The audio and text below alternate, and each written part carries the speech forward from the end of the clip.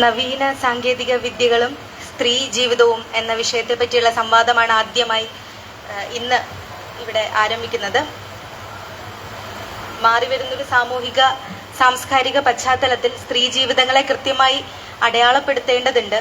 അത്തരം പ്രശ്നങ്ങളും ആശങ്കകളും നിരീക്ഷണങ്ങളും ഒക്കെ ഇവിടെ സാധ്യമാകും എന്ന പ്രതീക്ഷയിൽ ഇന്നത്തെ വിഷയാവതരണം അല്ലെങ്കിൽ സംവാദത്തിൽ പങ്കെടുക്കുന്നത് CPM സെൻട്രൽ കമ്മിറ്റി അംഗവും അഖിലേന്ത്യാ ജനാധിപത്യ മഹിളാ അസോസിയേഷൻ സംസ്ഥാന സെക്രട്ടറിയുമായ CS സുജാത സഖാവിനെ ഏറ്റവും സ്നേഹത്തോടെ ലിബറേറ്റിന്റെ വേദിയിലേക്ക് സ്വാഗതം ചെയ്യുന്നു. ജെൻഡർ ഇഷ്യൂസിൽ സജീവമായ ഇടപെടലുകൾ നടത്തുകയും കാലിക്കറ്റ് സർവകലാശാല മുൻ അധ്യാപികയും ഇപ്പോൾ കേരള സ്റ്റേറ്റ് പ്ലാനിംഗ് ബോർഡ് അംഗവുമായ മിനി സുകുമാരൻ ടീച്ചറെ സ്വാഗതം ചെയ്യുന്നു. ശാസ്ത്ര സാങ്കേതിക വിഷയങ്ങളിൽ നിരന്തരം എഴുതുകയും സംസാരിക്കുകയും ചെയ്യുന്ന അധ്യാപിക കൂടിയായ സംഗീത ചേരമ്പുള്ളി ടീച്ചറെയും സ്വാഗതം ചെയ്യുന്നു. വിഷയത്തിന്മേൽ ആദ്യമായി സംസാരിക്കാൻ CS സുജാത സഖാവിനെ ക്ഷണിക്കുന്നു.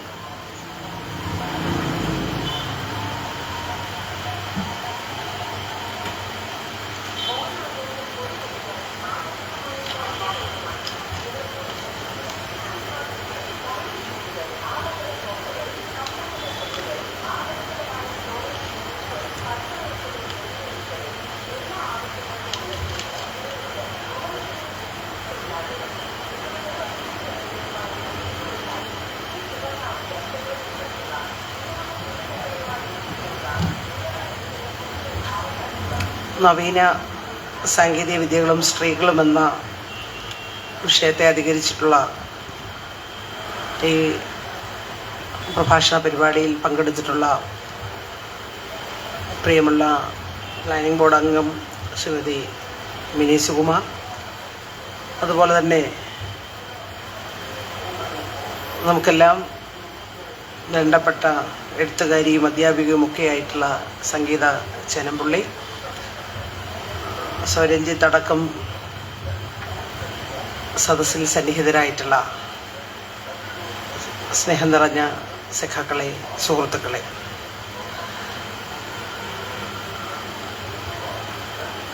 ലിബറേറ്റിൻ്റെ ഭാഗമായി നവീന സാങ്കേതിക വിദ്യകളും സ്ത്രീ ജീവിതവും എന്ന വിഷയത്തെ ആസ്പദമാക്കി ഇങ്ങനെയൊരു സംവാദം സംഘടിപ്പിച്ച ചിന്തയാദ്യമായി അഭിനന്ദിക്കുകയാണ്. പുതിയ സാങ്കേതിക വിദ്യ സ്ത്രീ ജീവിതത്തെ എങ്ങനെ മാറ്റിമറിച്ചിട്ടുണ്ട് എന്ന് ഈ കാലഘട്ടത്തിൽ നമുക്കേറെ വ്യക്തമായിട്ടുണ്ട്. എല്ലാ തരത്തിലുള്ള അടിച്ചമർത്തലുകൾക്കും വിധേയമായിട്ടുള്ളവരാണ് രാജ്യത്തെ സ്ത്രീകൾ. അത് പ്രാകൃത കാലഘട്ടം മുതലെടുത്താൽ നമുക്കത് കാണാൻ സാധിക്കും. ഇന്നത്തെ ലോകത്ത് ഏറ്റവും അധികം പട്ടിണി കിടക്കുന്നവർ, തൊഴിലില്ലാത്തവർ, യുദ്ധം വന്നാലും തീവ്രവാദ പ്രശ്നങ്ങളുണ്ടായാലും വംശീയ കലാപങ്ങളുണ്ടായാലുമൊക്കെ അതിലെല്ലാം ഏറ്റവും കൂടുതൽ ഇരകളാക്കപ്പെടുന്നതും സ്ത്രീകൾ തന്നെയാണ്. ലോകത്തിൻ്റെ വിവിധ ഭാഗങ്ങളിൽ ഇന്ന് വളരെ ശക്തമായ ഭാഷയിൽ പ്രതികരിക്കുന്ന ഒരുപാട് സ്ത്രീകളെ നമുക്ക് കാണാൻ സാധിക്കുന്നുണ്ട്. ചെറിയ ചെറിയ പ്രതീക്ഷകൾ ഭരണരംഗത്തേക്കടക്കം സ്ത്രീകൾ കടന്നു വരികയും ചെയ്യുന്നുണ്ട്. നമ്മുടെ രാജ്യത്തെ സംബന്ധിച്ച് പറയുമ്പോൾ സ്വാതന്ത്ര്യം കിട്ടി 78 വർഷമായ നമ്മുടെ രാജ്യം, ജനസംഖ്യ കൊണ്ട് സമ്പന്നമായ നമ്മുടെ രാജ്യം, ആ ജനസംഖ്യയിൽ പകുതിയോളം വരുന്ന സ്ത്രീകൾ, അവരുടെ ജീവിതം ഒരുപാട് പ്രതിസന്ധികൾ നിറഞ്ഞതാണ്. അന്തസ്സോടെയും മാന്യതയോടെയും സ്ത്രീകൾക്ക് ജീവിക്കാനുള്ള അവസരം പ്രദാനം ചെയ്യുന്ന ഒരു ഭരണഘടനയുള്ള നാടാണ് നമ്മുടെ നാട്. അങ്ങനെ ഒരു ഭരണഘടന രൂപപ്പെടുത്തുവാൻ ഉജ്ജ്വലമായ പോരാട്ടങ്ങൾ നടത്തിയവർ അതിൽ സ്ത്രീകളും ഉണ്ടായിരുന്നുവെന്ന് നമുക്കറിയാം. ആ ഭരണഘടന നിലവിൽ വന്ന് 75 വർഷം കഴിഞ്ഞിട്ടും സ്ത്രീകളുടെ കൂടി ഭരണഘടനാ നിർമ്മാണ സഭയിലെ അംഗങ്ങളായ സ്ത്രീകളുടെ കൂടി പരിശ്രമത്തിൻ്റെ ഫലമായി എഴുതി ചേർത്തിട്ടുള്ള കാര്യങ്ങൾ പോലും ഇന്നും സ്വായത്തമാക്കാൻ സാധിച്ചിട്ടില്ല. അധികാരത്തിലിരിക്കുന്ന ഭരണകൂടത്തിൻ്റെ എല്ലാ തരത്തിലുള്ള വിവേചനങ്ങളും സ്ത്രീകൾ ഇന്ന് ഏറ്റുവാങ്ങിക്കൊണ്ടിരിക്കുകയാണ്. ആഗോള പട്ടിണി സൂചികയിൽ നമ്മുടെ സ്ഥാനം 105ആണ്. തൊഴിലില്ലാത്തവരെ എടുത്തു നോക്കിയാൽ തൊഴിലില്ലായ്മ തന്നെ രൂക്ഷമായിക്കൊണ്ടിരിക്കും. ഇന്ത്യക്കൊരു പ്രത്യേകതയുണ്ട്. ഇന്ത്യ യൗവനം തുടിക്കുന്ന നാടാണ്. നമ്മുടെ ജനസംഖ്യയിൽ 60% 29 വയസ്സിന് താഴെയുള്ള ചെറുപ്പക്കാരാണ്. അതിൽ നല്ലൊരു ശതമാനം പെൺകുട്ടികളുമുണ്ട്. പക്ഷേ അവരുടെയൊക്കെ ജീവിതം വളരെ പരിതാപകരമായി തന്നെ തുടരുകയാണ്. സ്ത്രീകളുടെ നേരെ നടക്കുന്ന അതിക്രമങ്ങളും നമ്മുടെ രാജ്യത്ത് കൂടുന്നു. 1 മണിക്കൂറിനുള്ളിൽ 50 സ്ത്രീകൾ രാജ്യത്ത് ആക്രമിക്കപ്പെടുന്നു എന്ന കണക്കാണ് പുറത്തു വരുന്നത്. അതുപോലെ തന്നെ സ്ത്രീകളുടെ റേപ്പ് ചെയ്യപ്പെടുന്ന സ്ത്രീകളുടെ എണ്ണവും ഒരു ദിവസം ഏറ്റവും പുതിയ കണക്കനുസരിച്ച് 86 എണ്ണമുണ്ട്. 11 അതിൽ ദളിത് സ്ത്രീകളാണെന്നും റിപ്പോർട്ടുകളിലൂടെ നമുക്ക് മനസ്സിലാവുന്നുണ്ട്. വിലക്കയറ്റവും മറ്റ് ഭരണകൂടത്തിൻ്റെ തെറ്റായിട്ടുള്ള നയസമീപനങ്ങളും അതിൻ്റെ എല്ലാം ഫലമായി ഏറ്റവും അധികം വിവേചനം നേരിടുന്നവരായി രാജ്യത്തെ സ്ത്രീകൾ മാറി തീർന്നുകൊണ്ടിരിക്കുകയാണ്. പുതിയ നിയമനിർമ്മാണങ്ങളടക്കം രാജ്യത്ത് കൊണ്ടുവരുമ്പോൾ അല്ലെങ്കിൽ നിലവിലുള്ള നിയമത്തിൻ്റെ ഭേദഗതികളും എല്ലാം വരുമ്പോൾ അതും സ്ത്രീ ജീവിതത്തെ നന്നായി ബാധിക്കും. ഏറ്റവും പുതുതായി രാജ്യമാകെ ചർച്ച ചെയ്തുകൊണ്ടിരിക്കുന്ന ബീഹാറിലെ വോട്ടർ പട്ടികയിൽ നിന്ന് പുറത്താക്കപ്പെട്ടവരുടെ കണക്കുകളടക്കം എടുത്തു നോക്കിയാൽ നമുക്കത് കാണാൻ സാധിക്കും. അതിൽ നല്ലൊരു ശതമാനവും സ്ത്രീകളും മുസ്ലിം കമ്മ്യൂണിറ്റിയിൽപ്പെട്ടവരും. അതിൽ സ്ത്രീകളുടെ എണ്ണവും വളരെ കൂടുതലാണ്. ലോകത്ത് വോട്ടവകാശം മറ്റു പല രാജ്യങ്ങളെക്കാൾ മുമ്പേ ലഭിച്ച ഒരു നാട് കൂടിയാണ് നമ്മുടേത്. അങ്ങനെയുള്ള ഒരു നാട്ടിലാണ് വോട്ടവകാശം പോലും നഷ്ടപ്പെടുമോ എന്ന ഭയത്തോടു കൂടി സ്ത്രീകൾ ജീവിക്കേണ്ടി വരുന്നത്. ജാതിയുടെയും മതത്തിൻ്റെയും പേരിൽ സ്ത്രീകൾ നേരിട്ടുകൊണ്ടിരിക്കുന്ന വെല്ലുവിളികളും വളരെ വലുതാണ്. അതെല്ലാ വിഭാഗത്തിലെയും സ്ത്രീകൾ, നമ്മുടെ ടോപ്പിക് അതല്ലാത്തതുകൊണ്ട് ഞാനൊരു വിശദാംശങ്ങളിലേക്ക് ഞാൻ പോകുന്നില്ല. എല്ലാ തരത്തിലുള്ള വിഷമങ്ങളും പേറുന്നവരായി രാജ്യത്തെ സ്ത്രീകൾ മാറിക്കൊണ്ടിരിക്കുകയാണ്. ഇവിടെയാണ് നമ്മുടെ കേരളം വ്യത്യസ്തമായി നിൽക്കുന്നത്. അഭിമാനത്തോടെ തന്നെ നമുക്ക് പറയാൻ കഴിയും, ഇന്ത്യയിലെ മറ്റേതൊരു സംസ്ഥാനത്തെക്കാളും ഏറെ മുന്നോട്ട് പോകുവാൻ കേരളത്തിലെ സ്ത്രീകൾക്ക് സാധിച്ചിട്ടുണ്ട്. അക്ഷരത്തിൻ്റെ ലോകത്തേക്ക് കടന്നു ചെല്ലാൻ കഴിഞ്ഞു. ദാരിദ്ര്യം വളരെയേറെ കുറഞ്ഞു കഴിഞ്ഞു. ദരിദ്രരില്ലാത്ത സ്റ്റേറ്റായിട്ട് നവംബർ മാസത്തിൽ നമ്മുടെ സ്റ്റേറ്റ് പ്രഖ്യാപിക്കപ്പെടാൻ പോവുകയാണ്. സ്ത്രീകൾ പുതുതായി മുന്നോട്ട് വരുന്നു. ഇപ്പോൾ കേരളത്തിലെ കുടുംബശ്രീയിൽ 51 ലക്ഷത്തോളം വരുന്ന സ്ത്രീകൾ അംഗങ്ങളാണ്. 3,17,000 വരുന്ന അയൽക്കൂട്ടങ്ങളുണ്ട്. ഇപ്പോൾ തദ്ദേശ സ്വയംഭരണ സ്ഥാപനങ്ങളിലേക്ക് തെരഞ്ഞെടുപ്പ് നടക്കാൻ പോവുകയാണ്. 50% വരുന്ന സ്ത്രീകൾ ഭരണരംഗത്തുള്ള ഇന്ത്യയിലെ ഏറ്റവും പ്രധാനപ്പെട്ട സംസ്ഥാനമാണ് നമ്മുടേത്. കാരണം 50% സംവരണമുണ്ട്. ജനറൽ സീറ്റിലും എല്ലാ സ്ത്രീകളും മത്സരിക്കുമ്പോൾ 50%-ൽ കൂടുതൽ വരും. വികസന പ്രവർത്തനങ്ങളിലെല്ലാം സ്ത്രീകൾ സജീവമായി പങ്കെടുക്കും. ആ മാറ്റങ്ങളെല്ലാം നമ്മുടെ സംസ്ഥാനത്ത് വന്നു കഴിഞ്ഞു. ഈ രൂപത്തിൽ കേരളത്തിലെ സ്ത്രീകൾ മറ്റ് സംസ്ഥാനങ്ങളിലെ സ്ത്രീകളെക്കാൾ മുന്നോട്ട് വരുന്നതിൽ നമ്മുടെ ഗവൺമെൻറ് വഹിച്ചിട്ടുള്ള പങ്ക് വളരെ വളരെ വലുത് തന്നെയാണ്. ഈ ഒരു ഘട്ടത്തിലാണ് നമ്മൾ സാങ്കേതിക വിദ്യകളും സ്ത്രീകളും എന്ന ഒരു ചർച്ച നടക്കുന്നത്. സാങ്കേതിക വിദ്യയുടെ സാധ്യത ഏറ്റവും നന്നായി ഇന്ന് രാജ്യത്തെ സ്ത്രീകൾ ഉപയോഗപ്പെടുത്തി തുടങ്ങിയിരിക്കുന്നു എന്ന പക്ഷക്കാരിയാണ് ഞാൻ. നിങ്ങളെല്ലാം അതിൻ്റെ വിശദാംശങ്ങളിലേക്ക് കടക്കും.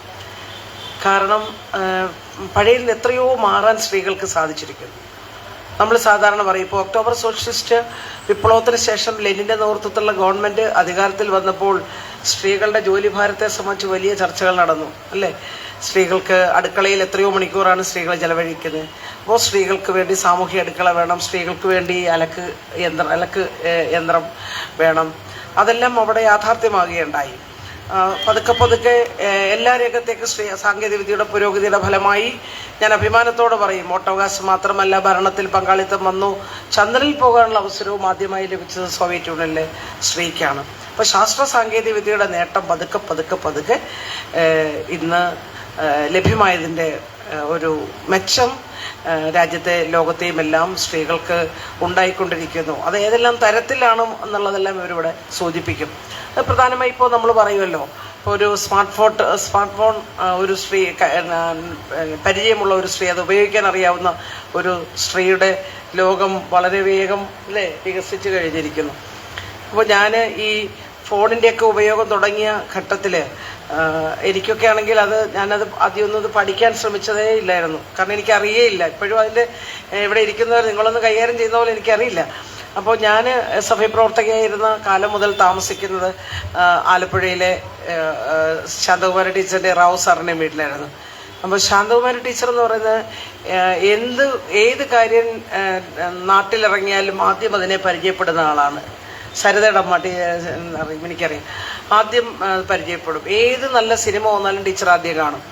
അപ്പോൾ ഇതെല്ലാം ഫോണെല്ലാം വന്നു കഴിഞ്ഞപ്പോൾ ടീച്ചറിനോട് വെച്ച് സുജാതയ്ക്ക് വാട്സപ്പ് അറിയാമോ, സുജാതയ്ക്ക് ഫേസ്ബുക്ക് ഉണ്ടോ? ഞാൻ പറഞ്ഞു എൻ്റെ ടീച്ചറെ എനിക്ക് ഇതിനൊന്നും നേരമൊന്നുമില്ല, ഞാനിനി ഇതിൻ്റെ പിന്നാലെ ഒന്നും അങ്ങനെ താൻ ഔട്ടായി പോവും.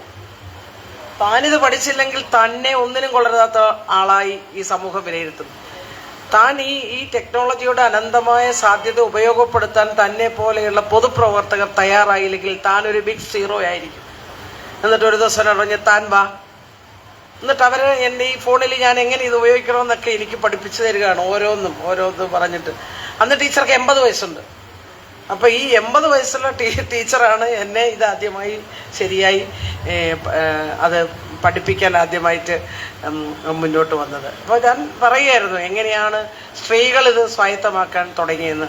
ഇന്നത് ഈ സാങ്കേതിക വിദ്യ മെച്ചപ്പെട്ടതിൻ്റെ ഫലമായിട്ട് ഇപ്പോൾ വിദ്യാഭ്യാസ രംഗത്ത് അവർക്കത് നന്നായി ഉപയോഗിക്കുമ്പോൾ നമുക്ക്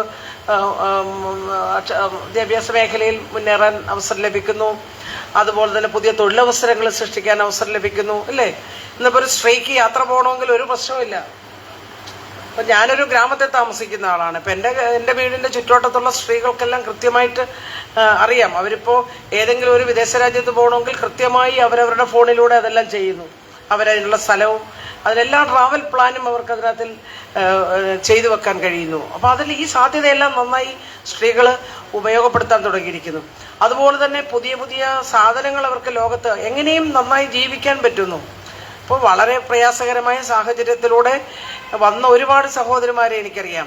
അപ്പം അവരെല്ലാം ഈ ടെക്നോളജി നന്നായി മനസ്സിലാക്കിയതിന് ശേഷം അവരവരുടെ ജീവിതം തന്നെ മാറ്റിമറിച്ചിരിക്കുന്നു. അതിൻ്റെ സാധ്യതകളെ ഏറ്റവും നന്നായി ഉപയോഗപ്പെടും. അവരുണ്ടാക്കുന്ന പ്രോഡക്റ്റുകൾ ലോകത്തെവിടെയും അവർക്ക് മാർക്കറ്റ് ചെയ്യാൻ കഴിയുന്നു. അപ്പോൾ ഞാൻ ഓർക്കുന്നു, ഞാനിടയ്ക്ക് പൊന്നാനിയിൽ പോയിരുന്നു. പൊന്നാനി ഏറ്റവും നന്നായി പലഹാരങ്ങളൊക്കെ ഉണ്ടാക്കുന്ന ഒരുപാട് സ്ത്രീകളെ പരിചയപ്പെട്ടിട്ടുണ്ട്. അപ്പോൾ അവർ പറയുന്നുണ്ട്, ഞങ്ങൾക്ക് നന്നായി ഓർഡർ കിട്ടുന്നുണ്ട്, ഞങ്ങളുണ്ടാക്കുന്ന പൊന്നാനി പലഹാരങ്ങൾ ഞങ്ങൾക്ക് പുറത്തേക്ക് അയക്കാൻ കഴിയുന്നുണ്ട്. അപ്പോൾ നമ്മളിപ്പോൾ മറ്റു രാജ്യത്തൊക്കെ ചെന്നാലും അറിയാം, നമ്മുടെ നാട്ടിലൊക്കെ ഉണ്ടാക്കുന്ന സാധനങ്ങൾ അവർക്ക് എത്തുന്നു. അത് ഈ രൂപത്തിലുള്ള വിനിമയത്തിലൂടെ സാധിക്കുന്നുണ്ട്. അപ്പോൾ പതുക്കെ മുഖ്യധാരയിലേക്ക് കടന്നു വരുവാൻ സ്ത്രീകൾക്ക് ഇന്ന് സാധിക്കുന്നുണ്ട്. പണിയെടുക്കുന്ന മേഖലകളിലും ഇപ്പോൾ നമ്മൾ കാണുന്നുണ്ട്. ചില മേഖലകളിലൊക്കെ ഇപ്പോൾ ടെക്നോ പാർക്കിലൊക്കെ ജോലി ചെയ്യുന്ന സഹോദരിമാരോട് സംസാരിക്കുമ്പോൾ അവർക്ക് കാണാൻ കഴിയും, ജോലിയുടെ കാര്യത്തിലൊക്കെ ഒരേ ലെവലിൽ അവർക്ക് പോകാൻ സാധിക്കുന്നുണ്ട്. അപ്പോൾ പുതിയ സാങ്കേതിക വിദ്യയുടെ വളർച്ചയ്ക്കനുസരിച്ച് ജീവിതത്തെ മാറ്റിമറിക്കാൻ ഇന്ന് സ്ത്രീകൾക്ക് സാധിക്കുന്നുണ്ട്. അതതിൻ്റെ പൂർണ്ണമായ അളവിലായിട്ടുണ്ടോ എന്ന് നമ്മളത് ചർച്ച ചെയ്യേണ്ട കാര്യം. പരിമിതികളൊക്കെ ഉണ്ടില്ലെന്ന് ഞാൻ പറയുന്നില്ല. പക്ഷേ പുതിയ AI-യുടെ എല്ലാം ഒരു ഘട്ടത്തിൽ ഇതെങ്ങനെ അവരെ വിഷമകരമായും ബാധിക്കുന്നു എന്ന് നമ്മൾ മനസ്സിലാക്കണം. കാരണം ഇന്ന് വലിയ തോതിലുള്ള ചർച്ച നടക്കുന്നു.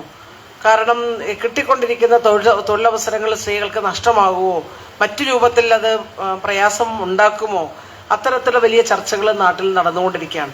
അത് കൃത്യമായി അവരെ ബോധ്യപ്പെടുത്തുവാൻ ഭരണകൂടത്തിന് കഴിയണം. തീർച്ചയായിട്ടും നമ്മുടെ ഗവൺമെൻറ്റൊക്കെ അത് സാധിക്കണം എന്നുള്ള അഭിപ്രായക്കാരിയാണ് ഞാൻ. കാരണം സ്ത്രീകൾ ആശങ്കപ്പെടുന്നുണ്ട്. ഏത് വരുമ്പോഴും സ്ത്രീകളുടെ ഒരു ജോലി നഷ്ടപ്പെടുമ്പോൾ പുതിയ ആഗോളവൽക്കരണ കാലഘട്ടത്തിൽ നമ്മൾ ജീവിക്കുമ്പോൾ നഷ്ടപ്പെട്ടില്ല ജോലി. ഇപ്പോൾ ജോലിയിൽ നിന്ന് ആകട്ടെ മറ്റേതിൽ നിന്ന് ആദ്യം പറഞ്ഞു വിടുന്ന സ്ത്രീകളെയാണ്. പുതിയ ആഗോളവൽക്കരണ കാലഘട്ടത്തിൽ നമ്മൾ ജീവിക്കുമ്പോൾ തീർച്ചയായിട്ടും അതിൻ്റെ പ്രയാസം ഏറ്റവും അധികം സ്ത്രീകളെ ബാധിക്കുന്നുണ്ട്. അപ്പം അതുകൊണ്ട് ഇതിൻ്റെ ഈ ഒരു ഭാഗം മാത്രം നമ്മൾ പറഞ്ഞു പോകുമ്പോൾ അതിൻ്റെ മറ്റൊരു വശമില്ലേ? അതിനെ സംബന്ധിച്ച് വളരെ കൃത്യമായി ചർച്ച ചെയ്തു പോകേണ്ട ഒരു സന്ദർഭം കൂടിയാണ് ഇതെന്ന് ഞാൻ കരുതുകയാണ്. പുതിയ സാങ്കേതിക വിദ്യയുടെ അതിൻ്റെ പോസിറ്റീവായ വശത്തെ സംബന്ധിച്ച് നമ്മൾ നന്നായി വിലയിരുത്തി മുന്നോട്ട് പോകുമ്പോൾ തന്നെ അത് എങ്ങനെ സ്ത്രീകളുടെ ജീവിതത്തെ മറ്റു രൂപത്തിൽ ബാധിക്കുന്നോ എന്നും നമ്മൾ പരിശോധിക്കണം എന്നാണ് എനിക്ക് ഈ അവസരത്തിൽ സൂചിപ്പിക്കാനുള്ളത്. ഈ വിഷയത്തെ സംബന്ധിച്ച് വളരെ ആധികാരികമായി സംസാരിക്കാൻ കഴിയുന്ന രണ്ട് പ്രമുഖരായ വ്യക്തിത്വങ്ങൾ തന്നെയാണ് ഇന്ന് ഈ യോഗത്തിൽ പങ്കെടുത്തുകൊണ്ടിരിക്കുന്നത്. എന്തായാലും നല്ല ഒരു നമ്മൾ അങ്ങനെ ചർച്ച ചെയ്യാത്ത ഒരു ടോപ്പിക്കാണ് നമ്മൾ ഇന്നിപ്പോൾ എടുത്തിട്ടുള്ളത്. പുതിയ കാലഘട്ടത്തിൽ നമ്മൾ ജീവിക്കുമ്പോൾ ഏറ്റവും പ്രധാനപ്പെട്ട ഒന്ന് തന്നെയാണിത്. നമ്മൾ പറയാറില്ലേ, ഇപ്പോൾ സ്ത്രീകളെ സംബന്ധിച്ച് പറയുമ്പോൾ വളരെ സ്ട്രഗിൾ ചെയ്താണ് സ്ത്രീകൾ മുന്നോട്ട് പോയിക്കൊണ്ടിരിക്കുന്നത്. ഒരു പുരുഷാധിപത്യ സമൂഹത്തിലാണ് നമ്മൾ ജീവിക്കുന്നത്. അതിൻ്റെ എല്ലാ തരത്തിലുള്ള അടിച്ചമർത്തലുകളും തിന്മകളും എല്ലാം അനുഭവിക്കുന്നു. ഓരോ ദിവസവും വന്നുകൊണ്ടിരിക്കുന്ന വാർത്തകളെല്ലാം അതാണ് കാണിക്കുന്നത്. അങ്ങനെ ഒരു ലോകത്ത് നമ്മൾ മുന്നോട്ട് പോകുമ്പോൾ സ്ത്രീകളെ എത്രയോ മുന്നേറാണ്ടിനി. അങ്ങനെ മുന്നോട്ട് പോകുമ്പോൾ നമ്മൾക്ക് തിരിച്ചു നടക്കാൻ ഇടവന്നുകൂടാ. അപ്പോൾ തിരിഞ്ഞു നടക്കാൻ ഇടവരാതിരിക്കാൻ നമുക്ക് തീർച്ചയായിട്ടും അതുകൊണ്ട് തന്നെ ഇതിനെ സംബന്ധിച്ചെല്ലാം ഏറ്റവും നല്ല ചർച്ചകളും സംവാദങ്ങളും എല്ലാം ഉയർന്നു വന്ന് നന്നായി നമുക്ക് മുന്നോട്ട് പോകാൻ കഴിയണം എന്ന് മാത്രം സൂചിപ്പിച്ചുകൊണ്ട് തുടർന്ന് സംസാരിക്കുന്നതിന് വേണ്ടി മിനി സുകുമാരനെ ക്ഷണിക്കുന്നു.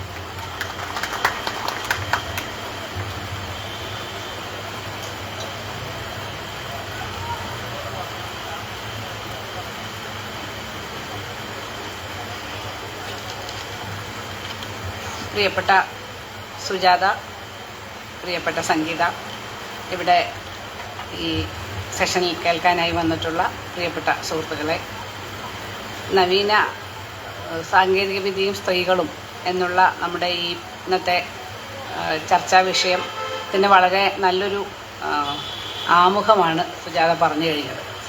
എങ്ങനെയാണ് ടെക്നോളജി സ്ത്രീകളെ സഹായിക്കുന്നതെന്നും എങ്ങനെയാണ് അവർ സ്ത്രീകളുടെ ജീവിതത്തെ അത് ബാധിക്കുന്നതെന്നും രണ്ട് കാര്യങ്ങളെക്കുറിച്ചും അതിനെ സാധ്യമാക്കുന്ന ഒരു രാഷ്ട്രീയ സാഹചര്യം എത്ര പ്രധാനമാണെന്നുമാണ് ഇവിടെ CS സുജാത സൂചിപ്പിച്ചത്. നമ്മുടെ കേരളത്തിലെ സ്ത്രീകൾക്ക് ഈ ടെക്നോളജി ഉപയോഗിക്കാൻ കഴിയുന്നു, അവർക്ക് അതിലൂടെ മെച്ചപ്പെട്ട ജീവിതം ഉണ്ടാക്കാൻ കഴിയുന്നതിന് കാരണമായ ഒരു രാഷ്ട്രീയ കാലാവസ്ഥ ഇവിടെ ഉണ്ടായതുകൊണ്ടാണ്. കാരണം അവർക്ക് വിദ്യാഭ്യാസം നേടാൻ കഴിഞ്ഞു.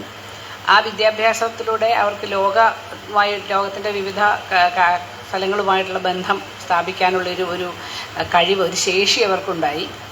അതുപോലെ ഈ ഒരു രീതിയിൽ പുതുതായി വരുന്ന ഈ ഡിജിറ്റൽ സാങ്കേതികവിദ്യ ഉപയോഗിക്കാനുള്ള ഒരു സംഗതി അവർക്കുണ്ടായി. അതിനനുകൂലമായ പലവിധ സൗകര്യങ്ങൾ നമ്മുടെ നാട്ടിൽ ഉണ്ടായി.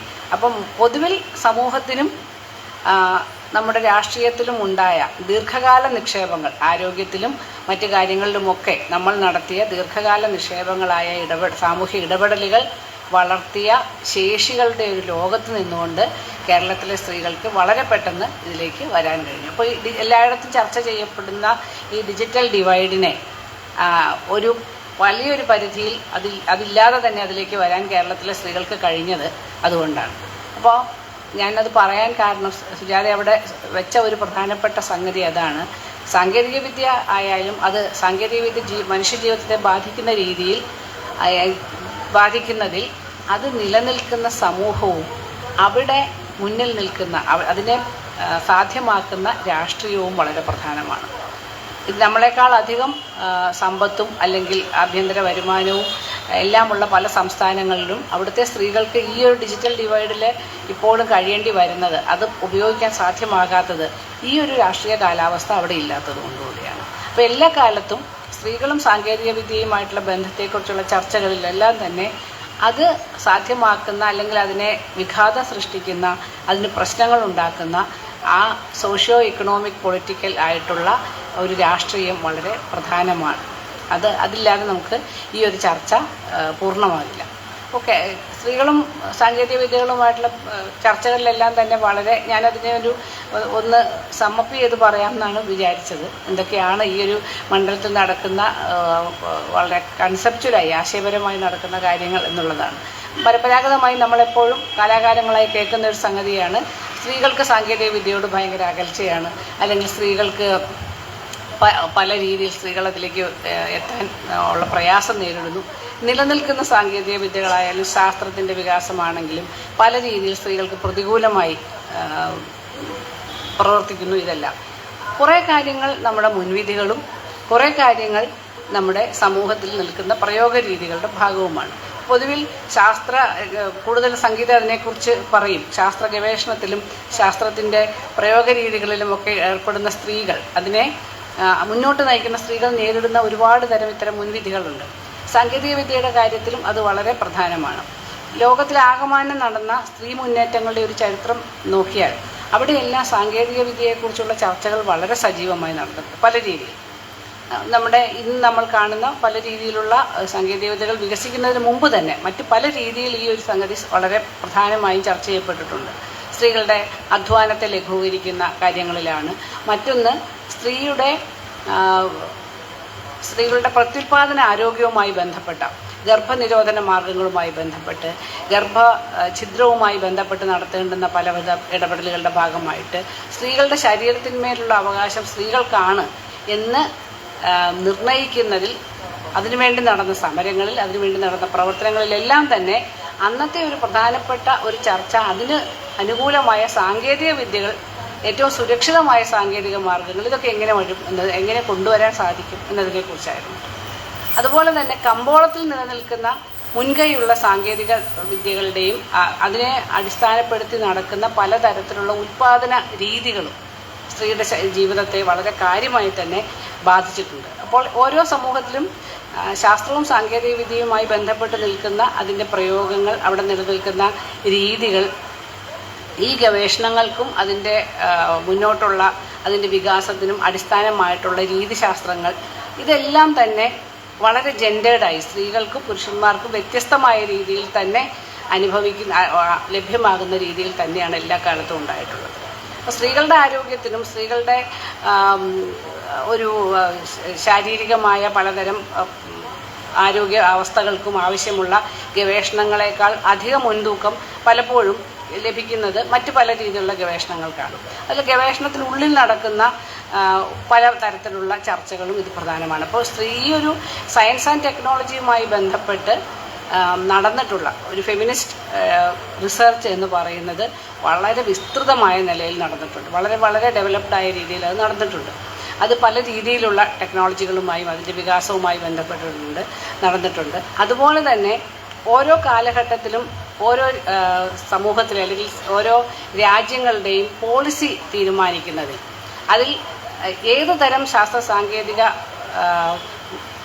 കാര്യങ്ങൾക്കാണ് മുൻഗണന ലഭിക്കേണ്ടത് എന്നുള്ള ചർച്ചകളിലും ഇത് വളരെ പ്രധാനമാണ്. ഇതിലെല്ലാം നമ്മൾ ഉടനീളം കാണുന്ന ഒരു സംഗതി എന്ന് പറയുന്നത് പൊതുവിൽ ഈ മുമ്പ് പറഞ്ഞ പ്രത്യുൽപാദന ആരോഗ്യം അല്ലെങ്കിൽ പോപ്പുലേഷൻ കൺട്രോൾ മുതലായ കാര്യങ്ങളുമായി ബന്ധപ്പെട്ടിട്ടാണ്. അവിടെയെല്ലാം സ്ത്രീ ശരീരം എപ്പോഴും ഒരു പരീക്ഷണ വസ്തു എന്ന നിലയിൽ ഈ പറയുന്ന സാങ്കേതിക വിദ്യകളുടെ ഒരു പരീക്ഷണ വസ്തു എന്ന നിലയിൽ പ്രയോഗിക്കപ്പെട്ടിട്ടുണ്ട്. ഇവിടെ രാഷ്ട്രീയമായ സ്ത്രീകളുടെ ആവശ്യങ്ങളും ശാസ്ത്രത്തിൻ്റെയും സാങ്കേതിക വിദ്യയുടെയും ഇത്തരത്തിലുള്ള വികാസവുമായി വളരെ കെട്ടുപിണഞ്ഞ ബന്ധങ്ങളാണ് ഉണ്ടായിട്ടുള്ളത്. നമുക്കറിയാം, ഫെമിനിസ്റ്റുകൾ പല കാലങ്ങൾ ഉയർത്തിയിട്ടുള്ള ഒരു വിമർശനമാണ് ഓരോ രാജ്യവും അവരുടെ നയപരിപാടികളിലൂടെ സ്ത്രീകളുടെ പ്രജനന ആരോഗ്യത്തെ അല്ലെങ്കിൽ പ്രജനനത്തെ, അവരുടെ പ്രത്യുൽപാദനത്തെയൊക്കെ നിയന്ത്രിക്കുന്നു എന്നുള്ളത്. കുട്ടികൾ എത്ര വേണം, കുട്ടികൾ എപ്പോൾ വേണം, എങ്ങനെ വേണം, വിവാഹത്തിനകത്ത് ജനിക്കുന്ന കുട്ടിയും വിവാഹത്തിന് പുറത്ത് ജനിക്കുന്ന കുട്ടിയുടെയും പിതൃത്വം, അതിൻ്റെ ലെജിറ്റിമസി, അതിൻ്റെ ചുറ്റുപാടുമുള്ള നിയമങ്ങൾ, ഇതിനുള്ള മറ്റ് കാര്യങ്ങൾ. ഏറ്റവും അടുത്താണെങ്കിൽ നമ്മുടെ രാജ്യത്തുണ്ടായ സറഗസി സംബന്ധിച്ചുണ്ടായ നിരവധി നിയമങ്ങൾ. അപ്പോൾ ഇങ്ങനെ സ്ത്രീ ശരീരവുമായി ബന്ധപ്പെട്ട് തന്നെ അതിൻ്റെ ഏറ്റവും സുപ്രധാന ധർമ്മമായ പ്രത്യുൽപാദനവുമായി ബന്ധപ്പെട്ട് തന്നെയുള്ള ടെക്നോളജിയുടെ വികാസം, ഈ രീതിയിലുള്ള വളരെ കൃത്യമായ രാഷ്ട്രീയ നിലപാടുകളും രാഷ്ട്രീയ ആവശ്യങ്ങളും അതിനെ ബന്ധപ്പെട്ട നയങ്ങളുമായി വളരെ ആഴത്തിൽ ബന്ധപ്പെട്ടാണിരിക്കുന്നത്. അപ്പോൾ അത് നമുക്കൊരിക്കലും മാറ്റി നിർത്താൻ പറ്റാത്തൊരു കാര്യമാണ്. ഇതുവരെയുമുള്ള എല്ലാ കാലത്തും 1990കളിൽ പോലും ഇന്ത്യയിൽ ഏറ്റവും സജീവമായി നടന്ന സമരങ്ങൾ, ഇടതുപക്ഷ സ്ത്രീ സംഘടനകളുടെയൊക്കെ ആഭിമുഖ്യത്തിൽ നടന്ന പ്രധാന സമരങ്ങൾ ഒന്ന് തന്നെ അന്നത്തെ ദേശീയ ഗവൺമെൻറ് കൊണ്ടുവന്ന ചില പ്രത്യേക തരത്തിലുള്ള പ്രത്യുൽപാദന ആരോഗ്യവുമായി ബന്ധപ്പെട്ട ഗർഭനിരോധന മാർഗങ്ങളെ സംബന്ധിച്ചായിരുന്നു. അക്കാലത്ത് കൊണ്ടുവന്ന ചില ഗർഭനിരോധന മാർഗങ്ങൾ സ്ത്രീകളുടെ ശരീരത്തെ അല്ലെങ്കിൽ അവരുടെ ശാരീരിക ആരോഗ്യത്തെ ബാധിക്കുന്നതാണെന്നും അത് അവരുടെ സമ്മതം കൂടാതെ പല രീതിയിൽ പ്രയോഗിക്കപ്പെടുന്നുവെന്നും അങ്ങനെ പ്രയോഗിക്കപ്പെടുമ്പോൾ അത് സ്ത്രീകൾക്ക് അതിനുള്ള വേണമോ വേണ്ടയോ എന്ന് തീരുമാനിക്കാനുള്ള അവരുടെ ചോയ്സ് അവിടെ നിഷേധിക്കപ്പെടുന്നു എന്നുള്ള കാര്യങ്ങൾ ഉയർത്തിക്കൊണ്ടാണ് അന്ന് റീപ്രൊഡക്റ്റീവ് ടെക്നോളജിയിലെ ചില പുതിയ കാര്യങ്ങൾക്കെതിരെ ശക്തമായ സമരം ഇന്ത്യയിൽ മുഴുവൻ നടക്കുകയും അതിൽ പലതും പിൻവലിക്കപ്പെടുകയും ചെയ്തു. പിന്നീട് അതിൻ്റെ കുറച്ചുകൂടി വികസിതമായ രൂപങ്ങൾ ഈ തരത്തിലുള്ള ഒരു ഇൻഫോംഡ് ചോയ്സിൻ്റെ ഭാഗമായി നടപ്പാക്കുന്ന രീതി വന്നു. ഇംപ്ലാന്റുകളായിരുന്നു അന്നൊരു പ്രധാന പ്രശ്നം. സ്ത്രീകളുടെ ശരീരത്തിൽ ഘടിപ്പിക്കുന്ന ഇംപ്ലാന്റുകളിലൂടെ അവരുടെ എങ്ങനെ ഗർഭനിരോധനം നടപ്പാക്കാമെന്നുള്ളതായിരുന്നു. അപ്പോൾ പലയിടങ്ങളിലും തൊഴിലാളി സ്ത്രീകൾ അവരുടെ തൊഴിലാളികളുടെ എല്ലാ ഇടയ്ക്കിടയ്ക്കുള്ള ആരോഗ്യ പരിശോധനയുടെ ഭാഗമായി പലയിടത്തും അവിടെയുള്ള മാനേജ്മെൻറ്റുകൾ അവരറിയാതെ തന്നെ ഇംപ്ലാന്റുകൾ സ്ഥാപിക്കുന്നതും ഒക്കെ ഒരു വലിയ പ്രശ്നമായിരുന്നു. അക്കാലത്ത് നടത്തിയ വലിയ സമരത്തിലൂടെയാണ് അതില്ലാതാക്കിയത്. അതിൻ്റെ മറ്റൊരു ഏറ്റവും അടുത്ത കാലത്ത് നമ്മൾ കണ്ട ഒരു സംഗതിയാണ് കരിമ്പിൻ തോട്ടങ്ങളിൽ, മധ്യപ്രദേശിലുള്ള കരിമ്പിൻ തോട്ടങ്ങളിൽ, മഹാരാഷ്ട്രയിലെ കരിമ്പിൻ തോട്ടങ്ങളിൽ ജോലി ചെയ്യുന്ന സ്ത്രീകൾക്ക് അവധി കൊടുക്കാതിരിക്കാനായി അവരുടെ ഗർഭപാത്രം നീക്കം ചെയ്യുകയും അതുവഴി അവരുടെ പ്രസവങ്ങൾ ഇല്ലാതാക്കുകയും ചെയ്യും. അപ്പോൾ പ്രസവിക്കാനുള്ള അവരുടെ ഒരു സാധ്യത ഇല്ലാതാവും, ആർത്തവവും ഇല്ലാതാവും. അങ്ങനെ നിർബന്ധിതമായി അവരറിയാതെയോ അല്ലെങ്കിൽ അവരെ മാനിപ്പുലേറ്റ് ചെയ്തുകൊണ്ടോ ഗർഭപാത്രങ്ങൾ നീക്കം ചെയ്യുന്ന ഒരു രീതി. ഇങ്ങനെ പല രീതിയിൽ ഈ പറയുന്ന ആരോഗ്യവും പ്രജനനാരോഗ്യവും ശാരീരിക ആരോഗ്യവുമായി ബന്ധപ്പെട്ട പല രീതിയിലുള്ള ഈ ടെക്നോളജികൾ പലപ്പോഴും സ്ത്രീകൾക്കെതിരായി പ്രവർത്തിക്കുന്ന ഒരു രീതി നമ്മൾ കണ്ടുവരാറുണ്ട്. അപ്പോൾ അതൊരു വലിയ മേഖലയായി ഇപ്പോഴും നിലനിൽക്കുകയാണ്. അവിടെ നടക്കുന്ന ഗവേഷണങ്ങളും ആ രീതിയിൽ തന്നെ മുന്നോട്ട് പോകുന്നുണ്ട്. അത് ഒരുപാട് പുതിയ കാര്യങ്ങൾ സ്ത്രീക്ക് അനുകൂലമായ പലതും ഉണ്ടാക്കുന്നതോടൊപ്പം തന്നെ അങ്ങനെ ഉണ്ടായി വരുന്ന സാങ്കേതിക വിദ്യകളുടെ ഒരു നിയന്ത്രണം ആർക്കാണ്, ആ നിയന്ത്രണം എങ്ങനെയാണ്, അത് പ്രയോഗിക്കപ്പെടുന്ന ഒരു ഒരു ഒരു കോണ്ടെക്സ്റ്റ്, അതിൻ്റെ ഒരു സന്ദർഭം എന്ന് പറയുന്നത് ഏതെല്ലാം രീതിയിൽ രാഷ്ട്രീയമായും നിലനിൽക്കുന്ന സദാചാരമായിട്ടുമൊക്കെ എങ്ങനെയെല്ലാം ബന്ധപ്പെട്ട് കിടക്കുന്നു എന്നുള്ളതും നമ്മൾ കാണുന്നുണ്ട്. അപ്പോൾ അത്തരത്തിൽ ഒട്ടും നിർദോഷമായ ഒന്നല്ല സാങ്കേതികത. എപ്പോഴും അത് സ്ത്രീ ജീവിതത്തെ എല്ലാ മേഖലയിലും അത് പല രീതിയിൽ അത് ബാധിച്ചുകൊണ്ടാണ് ഇരിക്കുന്നത്, എല്ലാ രീതിയിലും അത് സ്വാധീനിച്ചുകൊണ്ടാണ് ഇരിക്കുന്നത് എന്ന് നമുക്കറിയാം. മുമ്പ് ഞാൻ പറഞ്ഞതുപോലെ സ്ത്രീകളുടെ ഈ പല കാലത്ത് നടന്നിട്ടുള്ള സമരങ്ങളും ഇതുമായി വളരെ ഡയറക്റ്റായി ബന്ധപ്പെട്ടാണ് ഇരിക്കുന്നത്. അതുപോലെ തന്നെ പല പഠനങ്ങളും നടക്കുന്നതും ഈ മേഖലയുമായി ബന്ധപ്പെട്ടാണ്. ഇപ്പോൾ ഏറ്റവും കൂടുതൽ ഇപ്പോൾ ചർച്ച ചെയ്യപ്പെടുന്ന നവ സാങ്കേതിക വിദ്യ എന്ന് പറയുന്നത് നമ്മുടെ ഡിജിറ്റൽ സാങ്കേതിക വിദ്യയുമായി ബന്ധപ്പെട്ട് നടക്കുന്ന സംഗതികളാണ്. ഇപ്പോൾ സൈബർ ഫെമിനിസം തന്നെ വലിയൊരു മേഖലയായി ഈ ഒരു സംഗതിയിൽ ഇടപെട്ടുകൊണ്ട് ധാരാളം ചർച്ചകൾ നടക്കുന്നുണ്ട്. എങ്ങനെയെല്ലാമാണ് ഈ ഒരു പുതിയ മാറ്റം, ഈ നവ സാങ്കേതിക വിദ്യ ഏതെല്ലാം രീതിയിലാണ് നമ്മുടെ ജീവിതത്തെ മാറ്റുന്നത് എന്നുള്ളത്. 1985 ഡോണ ഹരാവേ എന്ന് പറയുന്ന ഒരു പ്രധാനപ്പെട്ട ഫെമിനിസ്റ്റ് സൈദ്ധാന്തിക അവരുടെ ദി സൈബോർഗ് മാനിഫെസ്റ്റോ എന്ന് പറയുന്ന ഒരു ലേഖനം പ്രസിദ്ധീകരിച്ചു. അന്ന് ഇന്ന് നമ്മൾ കാണുന്ന ഡിജിറ്റൽ സാങ്കേതിക വിദ്യയുടെ ഒക്കെ വളരെ ആദ്യത്തെ പ്രവർത്തനങ്ങളൊക്കെ വന്നുകൊണ്ടിരിക്കുന്ന സമയമാണ്. അതിലൂടെ അവർ കൊണ്ടുവന്ന ഒരു പ്രധാനപ്പെട്ട ആശയം, ഈ ഒരു സംഗതിയിലൂടെ ഇങ്ങനെ വരുന്ന നമ്മളുടെ ഇന്നത്തെ ഈ മാറ്റങ്ങളിലൂടെ സ്ത്രീ എന്ന് പറയുന്ന ഒരു ആശയം അല്ലെങ്കിൽ സ്ത്രീ എന്ന് പറയുന്ന ആ ഒരു സംവർഗം എങ്ങനെയാണ് മാറിക്കൊണ്ടിരിക്കുന്നത്, എങ്ങനെയാണ് നമ്മുടെ സാമൂഹ്യ ജീവിതങ്ങളെ അതെങ്ങനെയാണ് ബാധിക്കുന്നത് എന്നുള്ളതായിരുന്നു. അതിൻ്റെ അടിസ്ഥാനത്തിലുള്ള വളരെയധികം ചർച്ചകളും അതുപോലെ മനുഷ്യനെന്ന നിലയിലുള്ള നമ്മുടെ ഒരു സാമൂഹ്യ ഇടപെടലുകളുടെ ചില അടിസ്ഥാനപരമായ കാര്യങ്ങളുമെല്ലാം അതിലൂടെ ധാരാളം ചർച്ച ചെയ്യപ്പെട്ടിട്ടുണ്ട്.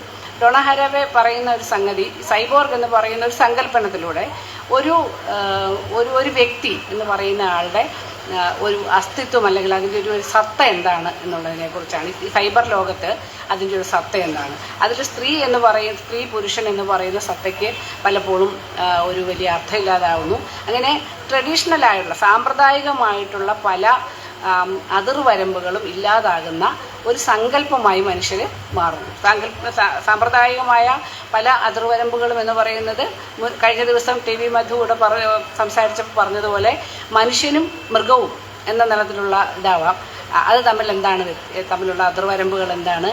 Physical and non physical entities, മനുഷ്യരെ നമ്മൾ കാണുന്ന വളരെ ഫിസിക്കലായി അനുഭവിക്കുന്ന കാര്യങ്ങൾ എന്ന് പറയുന്നതും അത് നോൺ ഫിസിക്കലായി തന്നെ അതേ അനുഭവങ്ങൾ പ്രദാനം ചെയ്യാൻ കഴിയുന്ന തരത്തിലുള്ള സംഗതികളും. അപ്പോൾ എങ്ങനെയാണ് ഈ ഒരു ബൗണ്ടറി എങ്ങനെ ഇല്ലാതാകുന്നു? അതുപോലെ ഒരു ഓർഗാനിസവും ഒരു മെഷീനുമായിട്ടുള്ള, ഇപ്പം നമുക്കറിയാം പുതിയ ഒരു കാലത്ത് മെഷീൻ ആണ് ആലോചിക്കുന്നത്, യന്ത്രം ആലോചിക്കുന്നു അല്ലെ യന്ത്രം ചിന്തിക്കുന്നു എന്നുള്ള തരത്തിലുള്ള എഐയുടെ ഒക്കെ ഇതോടുകൂടി യന്ത്രം നമുക്ക് വേണ്ടി ചിന്തിക്കുകയും നമുക്ക് വേണ്ടി എഴുതുകയും നമുക്ക് വേണ്ടി കാര്യങ്ങൾ ചെയ്യുകയും ഒക്കെ ചെയ്യുമ്പോൾ ചിന്തിക്കുന്ന ആളാണ് മനുഷ്യൻ എന്നുള്ള നിലയിലുള്ള വ്യത്യാസം മാറുന്നു. അവിടെ തന്നെ അതെങ്ങനെയാണ് വളരെ ജെൻഡേർഡ് ആയിട്ടുള്ള സ്ത്രീകളെ അതെങ്ങനെ ബാധിക്കുന്നു എന്നുള്ളതും വളരെ പ്രധാനമാണ്. സ്ത്രീവാദത്തിൻ്റെ അടിസ്ഥാനപരമായി പറയുന്ന ഒരു സംഗതി സ്ത്രീ എന്ന അവസ്ഥയുടെ ഒരു അനുഭവം, ആ അനുഭവമാണ്, എക്സ്പീരിയൻസ് ആണ് ഏറ്റവും പ്രധാനം.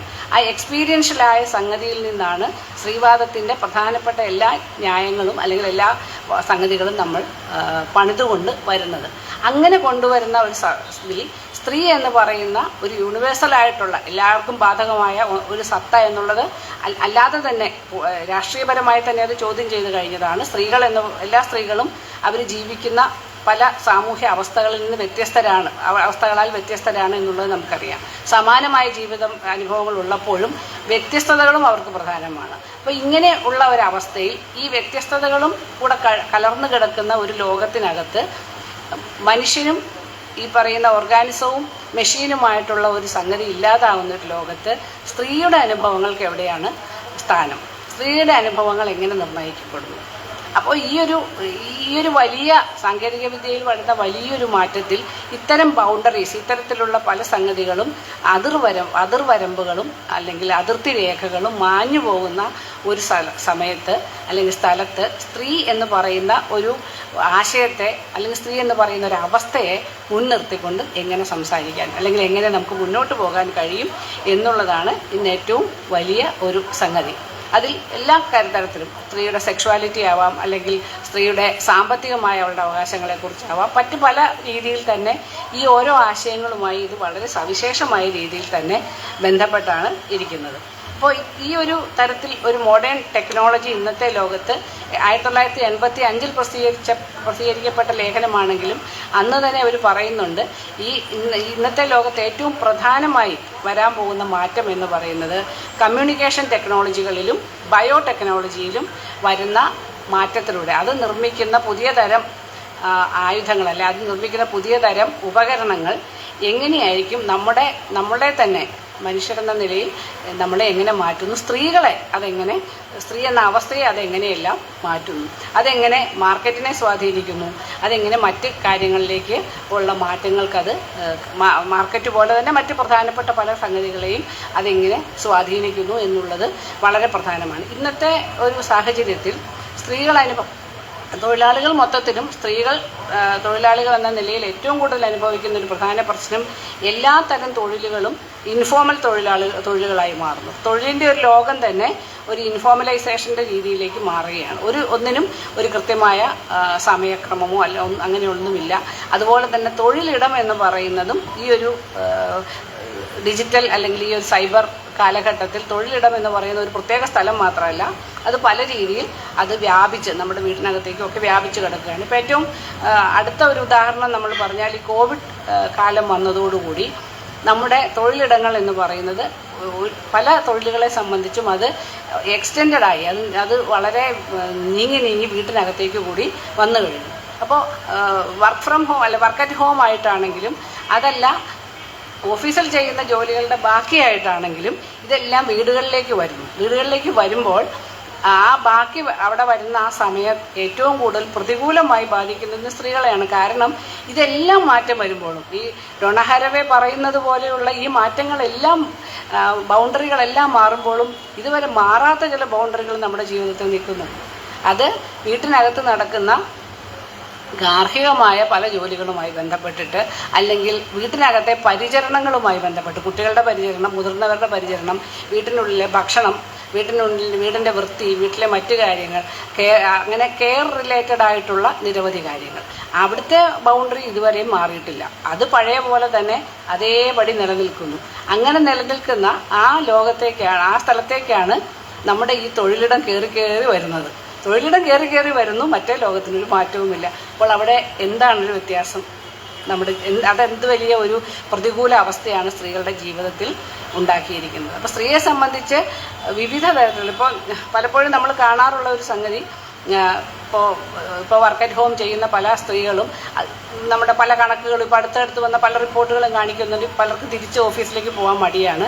വീട്ടിലാകുമ്പോൾ വീട്ടിലെ കാര്യങ്ങൾ നടക്കും, കുട്ടികളുടെ കാര്യം നടക്കും എന്നൊക്കെ ഉള്ളതിൽ സ്ത്രീകൾ അത് ഓപ്റ്റ് ചെയ്യുന്നു. പക്ഷെ സ്ത്രീകളെ സംബന്ധിച്ച് അത് ഓപ്റ്റ് ചെയ്യുമ്പോൾ അവരുടെ തൊഴിലിടം എന്ന് പറയുന്നത് ഇങ്ങനെ വീട്ടിലേക്ക് മാറുന്നു. അതോടൊപ്പം തൊഴിലുമായി ബന്ധപ്പെട്ട് അവർക്ക് ലഭ്യമാകേണ്ടുന്ന പലതരത്തിലുള്ള പ്രൊട്ടക്ഷനുകൾ, പലതരത്തിലുള്ള അവരുടെ ആനുകൂല്യങ്ങളെല്ലാം തന്നെ അവിടെ ഇല്ലാതാകുന്നു. ഇപ്പോൾ അടുത്ത കാലത്ത് വന്ന ഒരു വലിയ ഒരു പ്രശ്നം, ഉന്നയിക്കപ്പെട്ട ഒരു പ്രശ്നമാണ് നമ്മുടെ തൊഴിലിടങ്ങളിലെ ലൈംഗിക ചൂഷണം തടയാനുള്ള കമ്മിറ്റികളുണ്ട്, പോഷ് കമ്മിറ്റികൾ. നിങ്ങൾക്ക് എല്ലാവർക്കും അറിയാം. ഈ കമ്മിറ്റികളുടെ ഒരു പ്രവർത്തന പരിധിയിൽ ഈ പറയുന്ന വർക്ക് അറ്റ് ഹോം വരുമോ? വർക്ക് അറ്റ് ഹോം ജോലി ചെയ്യുന്ന ആൾക്കാർ വരുമോ? സൈബർ അല്ലെങ്കിൽ ഡിജിറ്റൽ ലെവലിൽ ഉണ്ടാകുന്ന ഹരാസ്മെൻറ്റുകളെ അല്ലെങ്കിൽ അതിലൂടെ ഉണ്ടാകുന്ന പ്രശ്നങ്ങളെ നമ്മൾ എങ്ങനെയാണ് അതിനെ അഡ്രസ്സ് ചെയ്യേണ്ടത്? അതിനെങ്ങനെ നിർവചിക്കും? ഇന്നത്തെ നിലയിൽ നമ്മുടെ നിയമത്തിൽ അത് നിർവചിക്കാനുള്ള മാർഗങ്ങളൊന്നുമില്ല. തൊഴിലിടം ഇതാണെന്ന് സ്ഥാപിക്കാൻ, തൊഴിൽ സമയം ഇതാണ് എന്ന് കൃത്യമാക്കാൻ പലപ്പോഴും സാധിക്കില്ല. അങ്ങനെ ജോലി ചെയ്യുന്ന ഒരു സ്ത്രീക്ക് അവരുടെ മെറ്റേണിറ്റി ആനുകൂല്യങ്ങൾ എങ്ങനെ ലഭിക്കും? അവർ വളരെ നല്ല ജോലിയുള്ള ആളാണ്, അവർക്ക് നല്ല ശമ്പളമുണ്ട്, ഒക്കെ ഉണ്ട്. അങ്ങനെയുള്ള ഈ വർക്ക് അറ്റ് ഹോമിലേക്ക് വരുമ്പോൾ, നിലവിലുള്ള അതേ അവസ്ഥയിൽ അവർ വർക്ക് അറ്റ് ഹോമിലേക്ക് വരുമ്പോൾ അവരുടെ മറ്റ് തരത്തിലുള്ള മെറ്റേണിറ്റി ആനുകൂല്യങ്ങളാവാം, മറ്റു കാര്യങ്ങളാവാം, ഇതൊക്കെ എങ്ങനെ നടക്കും? അവർക്കുള്ള മറ്റ് സംവിധാനങ്ങൾ, ഇപ്പോൾ ഒരു ഓഫീസ് സ്ഥലത്ത് പോയി ജോലി ചെയ്യുമ്പോൾ അവർക്ക് ലഭ്യമാകേണ്ട കുട്ടികളെ നോക്കാനുള്ള ശിശുപരിപാലനത്തിനുള്ള സൗകര്യം, അവർക്ക് വിശ്രമിക്കാനുള്ള ഇതിനിടയിൽ കിട്ടുന്ന ഒഴിവ് സമയം, അവരുടെ മറ്റ് കാര്യങ്ങൾ, അവർക്ക് ലഭിക്കേണ്ടതായ മറ്റ് പലതരം പരിശീലനങ്ങൾ, ഇതൊക്കെ നമ്മളെങ്ങനെ ഇൻഷുർ ചെയ്യും? ഇത് പുരുഷന്മാർക്കും ബാധകമല്ല എന്നല്ല ഞാൻ പറയുന്നത്. പക്ഷേ ഈ തൊഴിലിടം വീട്ടിലേക്ക് വരുമ്പോൾ വീട്ടിനുള്ളിലെ പ്രവൃത്തികളുടെ ഒരു ഉത്തരവാദിത്വം, വീട്ടിനുള്ളിലെ പ്രവൃത്തികളുടെ വിഭജനം എങ്ങനെ നിൽക്കുന്നു? അപ്പോൾ ഡിജിറ്റൽ അല്ലെങ്കിൽ പുതിയ സാങ്കേതിക വിദ്യകൾ നമ്മുടെ പല കാര്യങ്ങളെയും മാറ്റിമറിക്കുമ്പോഴും സാമൂഹ്യമായും കുടുംബപരമായും നിലനിൽക്കുന്ന അവസ്ഥകളെ അതൊരു തരത്തിലും മാറ്റുന്നില്ല എന്ന് മാത്രമല്ല, അത് സംഗതികളെ കുറച്ചും കൂടി കോംപ്ലിക്കേറ്റ് ചെയ്യുകയും ചെയ്യുന്നുണ്ട്. തൊഴിലുമായി ബന്ധപ്പെട്ടിട്ടാണെങ്കിലും ഇന്നത്തെ ഒരു പുതിയ ഒരു ട്രെൻഡ് അനുസരിച്ച് ധാരാളം സ്ത്രീകളെ ജോലിക്കെടുക്കാൻ പല തൊഴിലുടമകളും തയ്യാറാവുന്നുണ്ട്. പക്ഷേ അതെല്ലാം പല തരത്തിലുള്ള റിമോട്ട് ജോലികൾ, അതല്ലെങ്കിൽ ഈ പറയുന്ന ലോകമാകം പരന്നു കിടക്കുന്ന സപ്ലൈ ചെയിനിൻ്റെയൊക്കെ ഭാഗമായി വരുന്ന ജോലികൾ, വളരെ കുറഞ്ഞ കൂലിക്ക് പീസ് റേറ്റ് രൂപത്തിൽ വീട്ടിനകത്ത് നിന്ന് മാത്രം ജോലി ചെയ്യേണ്ടതാണ്. കാരണം എവിടെ ഇരുന്ന് ജോലി ചെയ്താൽ അവരുടെ ജോലിയെ അളക്കാനുള്ള സംവിധാനങ്ങൾ ഇന്ന് ലഭ്യമാണ്. അപ്പോൾ ബംഗ്ലാദേശിലും മറ്റു പലയിടങ്ങളിലും നമ്മുടെ ഇന്ത്യയുടെ തന്നെ പല ഭാഗങ്ങളിലും ഗാർമെൻറ്റ് ഫാക്ടറികളിലൊക്കെ ജോലി ചെയ്യുന്ന സ്ത്രീകൾ ഫാക്ടറികളിൽ ജോലി ചെയ്യുന്നു. അതുപോലെ അവരെപ്പോലെ തന്നെ വലിയ വിഭാഗം വീടുകളിലിരുന്നും ജോലി ചെയ്യുന്നു. അപ്പോൾ ഇങ്ങനെ ഡിസ്ട്രിബ്യൂട്ടഡ് ആയിട്ടുള്ള തരത്തിലുള്ള ഒരു അധ്വാനം തന്നെ ഡിസ്ട്രിബ്യൂട്ടഡ് ആയി പോകുന്നു. അത് സ്ത്രീയെ സംബന്ധിച്ച് അത് അവളുടെ ഒരു കൃത്യസമയത്തെ ക്വാണ്ടിഫൈ ചെയ്യാവുന്ന ഒരു അധ്വാനത്തിൽ നിന്ന് മാറിയിട്ട് അതിങ്ങനെ വളരെ ഫ്രാഗ്മെൻറ്റഡ് ആയ സകലിതമായി കഴിയുക ഒരു അധ്വാനമായിട്ട് അത് മാറിപ്പോവുകയും ചെയ്യുന്നു. ഈ രീതിയിലും ടെക്നോളജി വളരെ സമർത്ഥമായി ഇതിനിടയിൽ ഇടപെടുന്നുണ്ട് എന്നുള്ളതും പ്രധാനമാണ്. അതും ഇതിൻ്റെ ഒരു പ്രധാനപ്പെട്ട മാറ്റമാണ്. പല രീതിയിൽ സ്ത്രീയെ ഇത് എംപവർ ചെയ്യുന്നു. നമ്മുടെ പുതിയ മാറ്റങ്ങളും പുതിയ സാങ്കേതികവിദ്യ എംപവർ ചെയ്യുന്നു. എന്നാൽ അതോടൊപ്പം തന്നെ ഇത്തരത്തിലുള്ള പുതിയ ഇൻഫോർമലൈസേഷൻ ലേബറിൻ്റെയും നമ്മുടെ മാറാത്ത കുടുംബ വ്യവസ്ഥയ്ക്കകത്ത് മാറുന്ന സാങ്കേതികവിദ്യ ഉണ്ടാക്കുന്ന അധികഭാരത്തിലൂടെയും അത് കൂടുതൽ പ്രശ്നങ്ങൾ ഉണ്ടാക്കുന്നു. അപ്പോൾ ഒരു ഡയമെൻഷനിൽ മാത്രം നമുക്ക് കാണാവുന്ന ഒന്നല്ല ഈ നവീന സാങ്കേതിക വിദ്യകളുടെ ഒരു സ്വഭാവം. അപ്പോൾ മറ്റൊന്ന് നമ്മൾ പറഞ്ഞത് ഈ പറയുന്ന ബയോടെക്നോളജിയുമായി ബന്ധപ്പെട്ട് നടക്കുന്ന പലതരത്തിലുള്ള സംഗതികളാണ്. ഇതെല്ലാം സൃഷ്ടിക്കുന്ന പലതരം ആകാംക്ഷകളും ആശങ്കകളും കൂടെ നമുക്കിടയിലുണ്ട്. സറഗസി മുമ്പേ ഞാൻ പറഞ്ഞു വന്നത് അതായിരുന്നു. സറഗസി എന്ന് പറഞ്ഞാൽ ഗർഭപാത്രം വാടകയ്ക്കെടുത്ത് കുട്ടികളെ പ്രസവിക്കുന്ന രീതിയാണ്. പക്ഷേ നമ്മുടെ ഇന്ത്യയിലെ സറഗസി നിയമങ്ങളൊക്കെ ഉണ്ടാവുകയും അടുത്ത കാലത്ത് നിയമത്തിൽ മാറ്റം വരികയൊക്കെ ചെയ്തപ്പോൾ പലയിടത്തും ഉണ്ടായ വലിയൊരു ഉത്കണ്ഠ എന്ന് പറയുന്നത് ഇവിടെ നിലനിൽക്കുന്ന ജാതിയുടെയും മതത്തിൻ്റെയും നിറത്തിൻ്റെയും മറ്റതിൻ്റെയും ഒക്കെ പ്രിഫറൻസുകൾ, അതിൻ്റെ എല്ലാം സംഗതികൾ അതേപടി തന്നെ ഈ വാടകയ്ക്കെടുക്കുന്ന ഗർഭപാത്രം ആരുടെ എന്നുള്ളത് നിശ്ചയിക്കുന്നതിലും വന്നു. ഏത് ജാതിയിൽപ്പെട്ട സ്ത്രീയുടെ ഗർഭപാത്രം, ഏത് മതത്തിൽപ്പെട്ടത്, ഏത് നിറത്തിൽപ്പെട്ടത്, ഉണ്ടാകുന്ന കുട്ടിയെ അത് സ്വാധീനിക്കുമോ എന്നുള്ള പേടി. അതുപോലെ ഇതിൽ തന്നെ റീപ്രൊഡക്റ്റീവ് ടെക്നോളജിയിൽ തന്നെ നിലനിൽക്കുന്ന മറ്റുള്ള ആൾക്കാരിൽ നിന്ന് ബീജം ശേഖരിച്ചുകൊണ്ട് ഗർഭം ധരിക്കേണ്ടി വരുന്ന ആൾക്കാർക്കിടയിലുള്ള അതിനെ ചുറ്റിപ്പറ്റി നടക്കുന്ന ഇത്തരം ചർച്ചകൾ, ഇവിടെയെല്ലാം ഒന്ന് തെളിയിക്കുന്ന എന്താണ്, സാങ്കേതിക വിദ്യ വളരെയധികം മുന്നോട്ട് പോയി. അത് വളരെ രീതിയിൽ മനുഷ്യരെ സഹായിക്കുന്നു, മനുഷ്യൻ്റെ ജീവിതത്തെ കൂടുതൽ മെച്ചപ്പെടുത്തുന്നു, അത് വലിയ മാറ്റം ഉണ്ടാക്കുന്നു. പക്ഷെ അപ്പോഴും മാറാത്ത ചില സംഗതികൾ, അത് നമ്മുടെ സമൂഹത്തിലെ നിലനിൽക്കുന്ന എല്ലാ തരം പ്രതിലോമകരമായ കാര്യങ്ങളും അവിടെ നിലനിൽക്കുകയും അതൊരു തരത്തിലും മാറാതിരിക്കുകയും അത് ഈ രീതിയിൽ അത് സാങ്കേതിക വിദ്യയുടെ തെരഞ്ഞെടുപ്പുകളെ സ്വാധീനിക്കുകയും ചെയ്യുന്നു. അപ്പോൾ ഈ തെരഞ്ഞെടുപ്പുകൾ വ്യക്തിനിഷ്ഠമെന്ന് നമ്മൾ കരുതുന്ന ഈ തെരഞ്ഞെടുപ്പുകളിൽ പോലും വലിയ രാഷ്ട്രീയം, വലിയ തരത്തിലുള്ള പ്രതിലോമ രാഷ്ട്രീയം അതിനകത്ത് ഉണ്ട്. അതുകൊണ്ടാണ് സറഗസിയുടെ നിയമം വന്നപ്പോൾ ഈ വാടകയ്ക്ക് കൊടുക്കുന്ന ഗർഭപാത്രം എന്ന് പറയുന്നത് ഏതെങ്കിലും സ്ത്രീയുടെ ആവാൻ പറ്റില്ല, നിങ്ങളുടെ കിൻഷിപ്പിലുള്ളവരുടെ തന്നെയായിരിക്കണം, അല്ലെങ്കിൽ ബന്ധുക്കളുടെ തന്നെയായിരിക്കണം എന്നൊരു നിബന്ധന കൂടി അതിൻ്റെ ഭാഗമായി വന്നത്. അവരില്ലെങ്കിൽ മാത്രമേ പുറത്തൊരാളുടെ ഇതിലേക്ക് പോകാവുള്ളൂ. അതിന് കാരണം പറയുന്നത് സ്ത്രീകൾ അതിൽ കൂടുതലായി അവർ എക്സ്പ്ലോയിറ്റ് ചെയ്യപ്പെടുന്നു. ചെറിയ പൈസയ്ക്ക് സ്ത്രീകളെ വാടകയ്ക്ക് ഗർഭപാത്രം എടുത്തിട്ട് അവർക്ക് ആവശ്യമായ കൃത്യമായ പരിചരണം കൊടുക്കാതിരിക്കുന്നു എന്നൊക്കെയാണ്.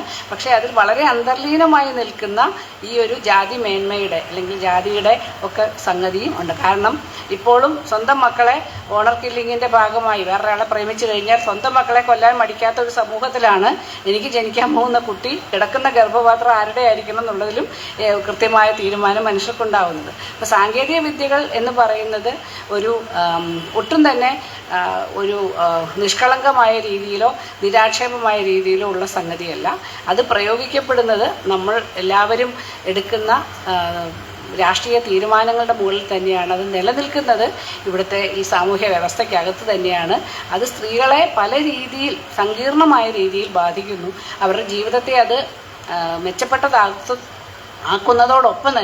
ജീവിതമാക്കുന്നതോടൊപ്പം തന്നെ അത് പല രീതിയിൽ പ്രതികൂലമായ ഫലത്തിൽ കൂടി അത് ബാധിക്കുകയും ചെയ്യുന്നു എന്നുള്ള തിരിച്ചറിവോടെ ആവണം ഇതുണ്ടാവാൻ. അതുകൊണ്ട് തന്നെ ഇത്തരം ചർച്ചകൾ വളരെ പ്രധാനമാണ്. പലപ്പോഴും നമ്മൾ ഈ കണ്ണുമടച്ച് സ്വീകരിക്കുന്ന ഒന്നാണ് ഈ സാങ്കേതിക വിദ്യകളും ശാസ്ത്രവും ഒക്കെ. അതിനകത്ത് വേറെ ചർച്ചകളൊന്നുമില്ല.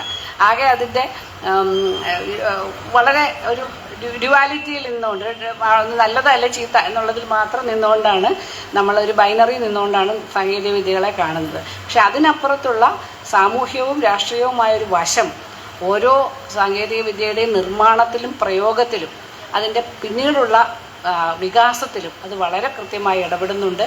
അതിൽ സ്ത്രീകളുടെ പക്ഷത്തു നിന്നുള്ള ഒരു രാഷ്ട്രീയ ബോധം വളരെ പ്രധാനമാണ് എന്നുള്ളത് കൊണ്ട് നമ്മുടെ ദൈനംദിന ജീവിതത്തെ, ഓരോ ദിവസത്തെയും ജീവിതത്തെ ബാധിക്കുന്ന ഒരു എവരിഡേ എൻകൗണ്ടർ വിത്ത് ടെക്നോളജി എന്നുള്ളത് നമുക്ക് എല്ലാവർക്കും ഉണ്ട്. അതുകൊണ്ട് തന്നെ അത് വളരെ പ്രധാനമായി കാണേണ്ടുന്ന ഒന്നാണ്. അതിന് ഉള്ള ഒരു അവസരം ഈ ലിബറാത്തെ ഫെസ്റ്റിവലിൽ ഉണ്ടാക്കിയതിന് ഇതിൻ്റെ ഓർഗനൈസേഴ്സിനോട് എല്ലാ സംഘാടകരോടും പ്രത്യേകം നന്ദി പറയുന്നു.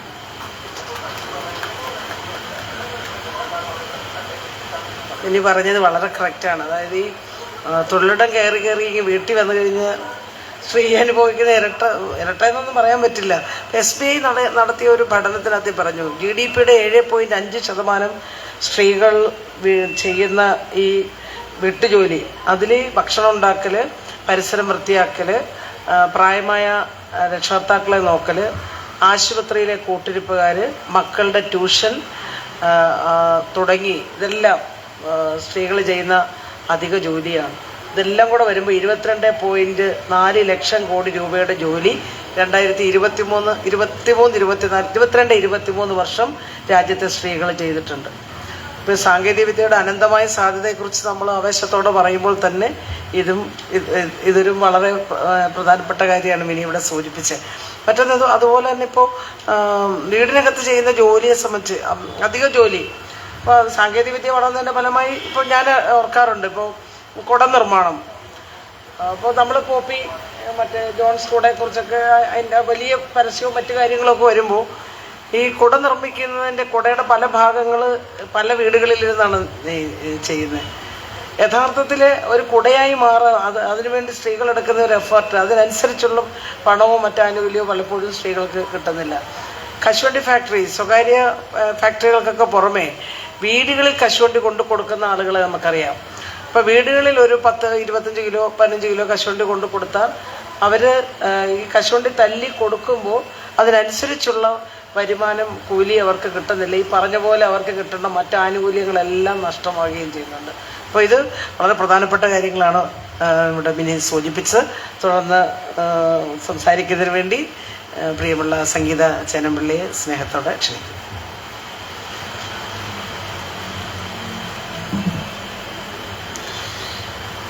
സംസാരിക്കാൻ ഉള്ള വിഷയം എന്ന് പറയുന്നത്, ആദ്യം തന്നെ വേദിയിലും സദസ്സിലുള്ള എല്ലാവർക്കും നമസ്കാരം. ഒരു ചെറിയ സമയത്തിനുള്ളിൽ ഒതുങ്ങുന്ന ഒരു വിഷയമല്ല വാസ്തവത്തിൽ ഇത്. കാരണം പല തലങ്ങളിൽ പടർന്നു കിടക്കുന്ന രാഷ്ട്രീയമുള്ള ഒരു വിഷയമാണ് സാങ്കേതികവിദ്യ എങ്ങനെയാണ് സ്ത്രീ ജീവിതത്തെ ബാധിക്കുന്നത് എന്നുള്ളത്.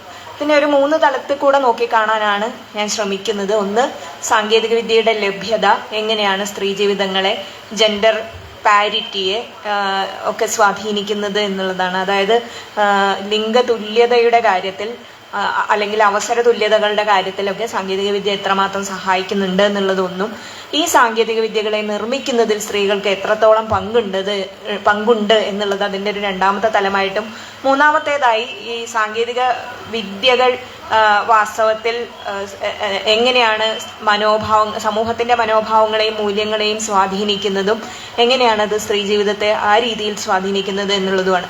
ഇപ്പോൾ നേരത്തെ പറഞ്ഞതുപോലെ സ്ത്രീകളുടെ സമയത്തെ മെച്ചപ്പെടുത്തുന്നതിൽ വാസ്തവത്തിൽ സാങ്കേതികവിദ്യ സഹായിച്ചിട്ടുണ്ടോ എന്നുള്ളതാണ്.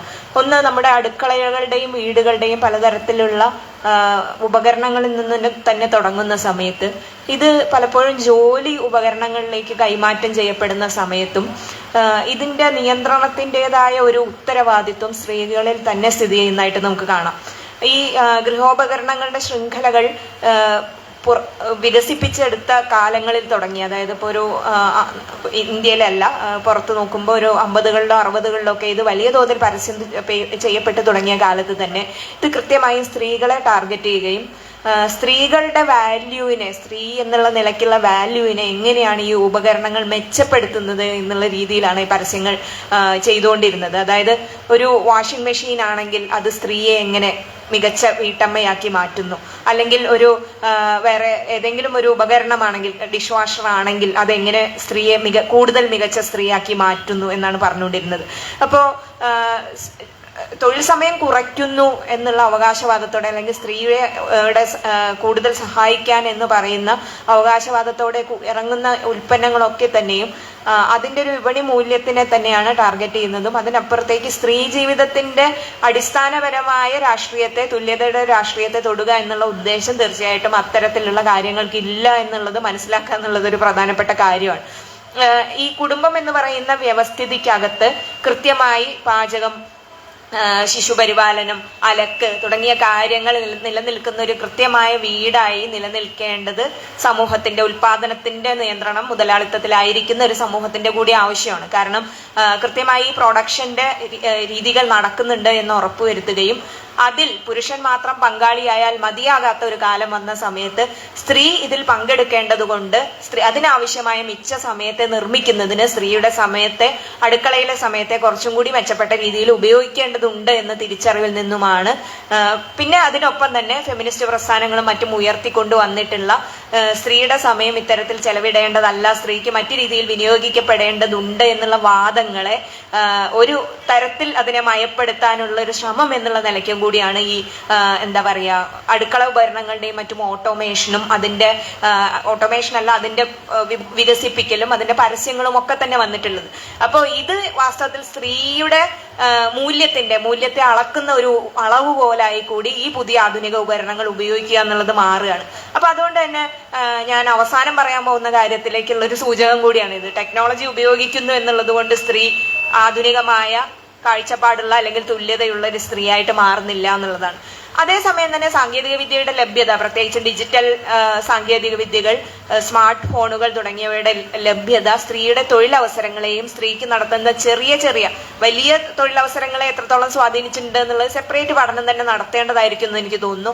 നേരെ മറിച്ച് ചെറിയ ചെറിയ സ്വയം സംരംഭങ്ങൾ തുടങ്ങുന്നതിനും അതിനെ പ്രോത്സാഹിപ്പിക്കുന്നതിനും അതിനെ വളർത്തുന്നതിനും ഒക്കെ ഈ ഡിജിറ്റൽ സാങ്കേതിക വിദ്യ വലിയ തോതിൽ സഹായിച്ചിട്ടുണ്ടെന്ന് നമുക്ക് കാണാൻ പറ്റും. മറ്റൊന്ന് സുരക്ഷയുടെ മേഖലയാണ്. പല സമയത്തും യാത്ര ചെയ്യുന്ന സമയത്തും മറ്റു പല സ്ഥലങ്ങളിൽ എന്താ പറയുക, ഇടപെടേണ്ട സ്ഥലങ്ങളിലും ഒക്കെ തന്നെ സ്ത്രീയുടെ ഒരു സുരക്ഷയെ സ്വാധീനിക്കാൻ, സുരക്ഷിതമായൊരു അന്തരീക്ഷം ഒരുക്കുന്നതിൽ അല്ലെങ്കിൽ സുരക്ഷ ലഭ്യമാക്കുന്നതിൽ ഇത്തരത്തിലുള്ള ഉപകരണങ്ങൾക്ക് കഴിഞ്ഞിട്ടുണ്ടെന്ന് നമുക്ക് നിഷേധിക്കാനും പറ്റില്ല. അപ്പോൾ സാങ്കേതിക വിദ്യക്ക് ഇങ്ങനെ ഒരു ഗുണമുണ്ട്. ഒരു വശത്ത് ഇത് സ്ത്രീയുടെ അവസരങ്ങളെ, സ്ത്രീക്ക് കൂടുതൽ പുറത്തേക്ക് പോകാനുള്ള, സ്ത്രീയുടെ ലോകത്തെ കുറെ കൂടി തുറന്നതാകാനുള്ള ഒരു സാധ്യത ഒരുക്കുകയും സുരക്ഷിതമായ ജീവിത സാഹചര്യങ്ങൾക്ക് കുറെയൊക്കെ സാഹചര്യം ഒരുക്കുകയും ചെയ്യുന്നതോടൊപ്പം തന്നെ മറ്റൊരു വിധത്തിൽ സ്ത്രീയുടെ ജീവിത കാഴ്ചപ്പാടുകളെയൊക്കെ സ്വാധീനിക്കുന്നുണ്ടെന്ന് കാണാൻ പറ്റും. അപ്പോൾ രണ്ടാമത്തെ ഒരു വിഷയം എന്ന് പറയുന്നത് എങ്ങനെയാണ് സാങ്കേതിക വിദ്യയുടെ നിർമ്മാണത്തിൽ അല്ലെങ്കിൽ അതിന്റെ രൂപപ്പെടുത്തലിൽ എത്രത്തോളം സ്ത്രീ ഇടപെടുന്നുണ്ട് എന്നുള്ളതാണ് രണ്ടാമത്തെ പ്രശ്നം. ഇപ്പോ പുതിയൊരു പഠനം കാണിക്കുന്നത് AI സാങ്കേതിക വിദ്യ ഡെവലപ്പ് ചെയ്യുന്നതിൽ 20 മുതൽ 28% മാത്രമാണ് സ്ത്രീകൾക്ക് പങ്കാളിത്തമുള്ളത്. ഈ ഉള്ള പങ്കാളിത്തം തന്നെ ടോപ്പ് പൊസിഷൻസിലല്ല, വളരെ താഴ്ന്ന ലെവലിലുള്ള പങ്കാളിത്തമാണ് ഉള്ളത് എന്ന് കാണാൻ പറ്റും. അപ്പൊ നമുക്കറിയാം AI ആണ് ഇപ്പൊ നമ്മുടെ മിക്കവാറും തന്നെ വിനിമയങ്ങളെയൊക്കെ സ്വാധീനിക്കുന്നത്. നമ്മൾ എഴുതുന്നത് പോലും AI ഉപയോഗിച്ച് ആയിക്കൊണ്ടിരിക്കുന്ന ഒരു കാലത്താണ്. ഭാവിയിൽ അധ്യാപനം പോലെ, ക്ലറിക്കൽ ജോലികൾ പോലെയുള്ള തൊഴിലുകളൊക്കെ തന്നെ ഏറ്റെടുക്കുന്ന ഒരു കാലം നമ്മുടെ മുന്നിൽ ഭീഷണിയായി തന്നെ ഉണ്ട്. അത് നമുക്ക് കാണാതിരിക്കാൻ പറ്റാത്ത ഒന്ന് തന്നെയാണ്.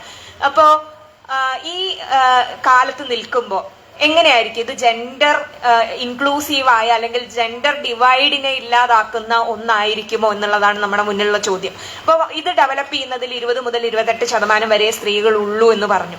അതിന്റെ അർത്ഥം എന്താണ്? ഇതിന്റെ പിന്നിൽ പ്രവർത്തിക്കുന്ന തലച്ചോറുകൾ എന്ന് പറയുന്നത് പുരുഷന്റെ തലച്ചോറാണ്. പിന്നെ അടുത്തത് ഇതിനെ പരിശീലിപ്പിക്കുന്ന ഡാറ്റ സെറ്റുകളാണ്. AI എന്ന് പറയുന്നത് ശൂന്യതയിൽ നിന്ന് പ്രവർത്തിക്കുന്ന ഒന്നല്ല.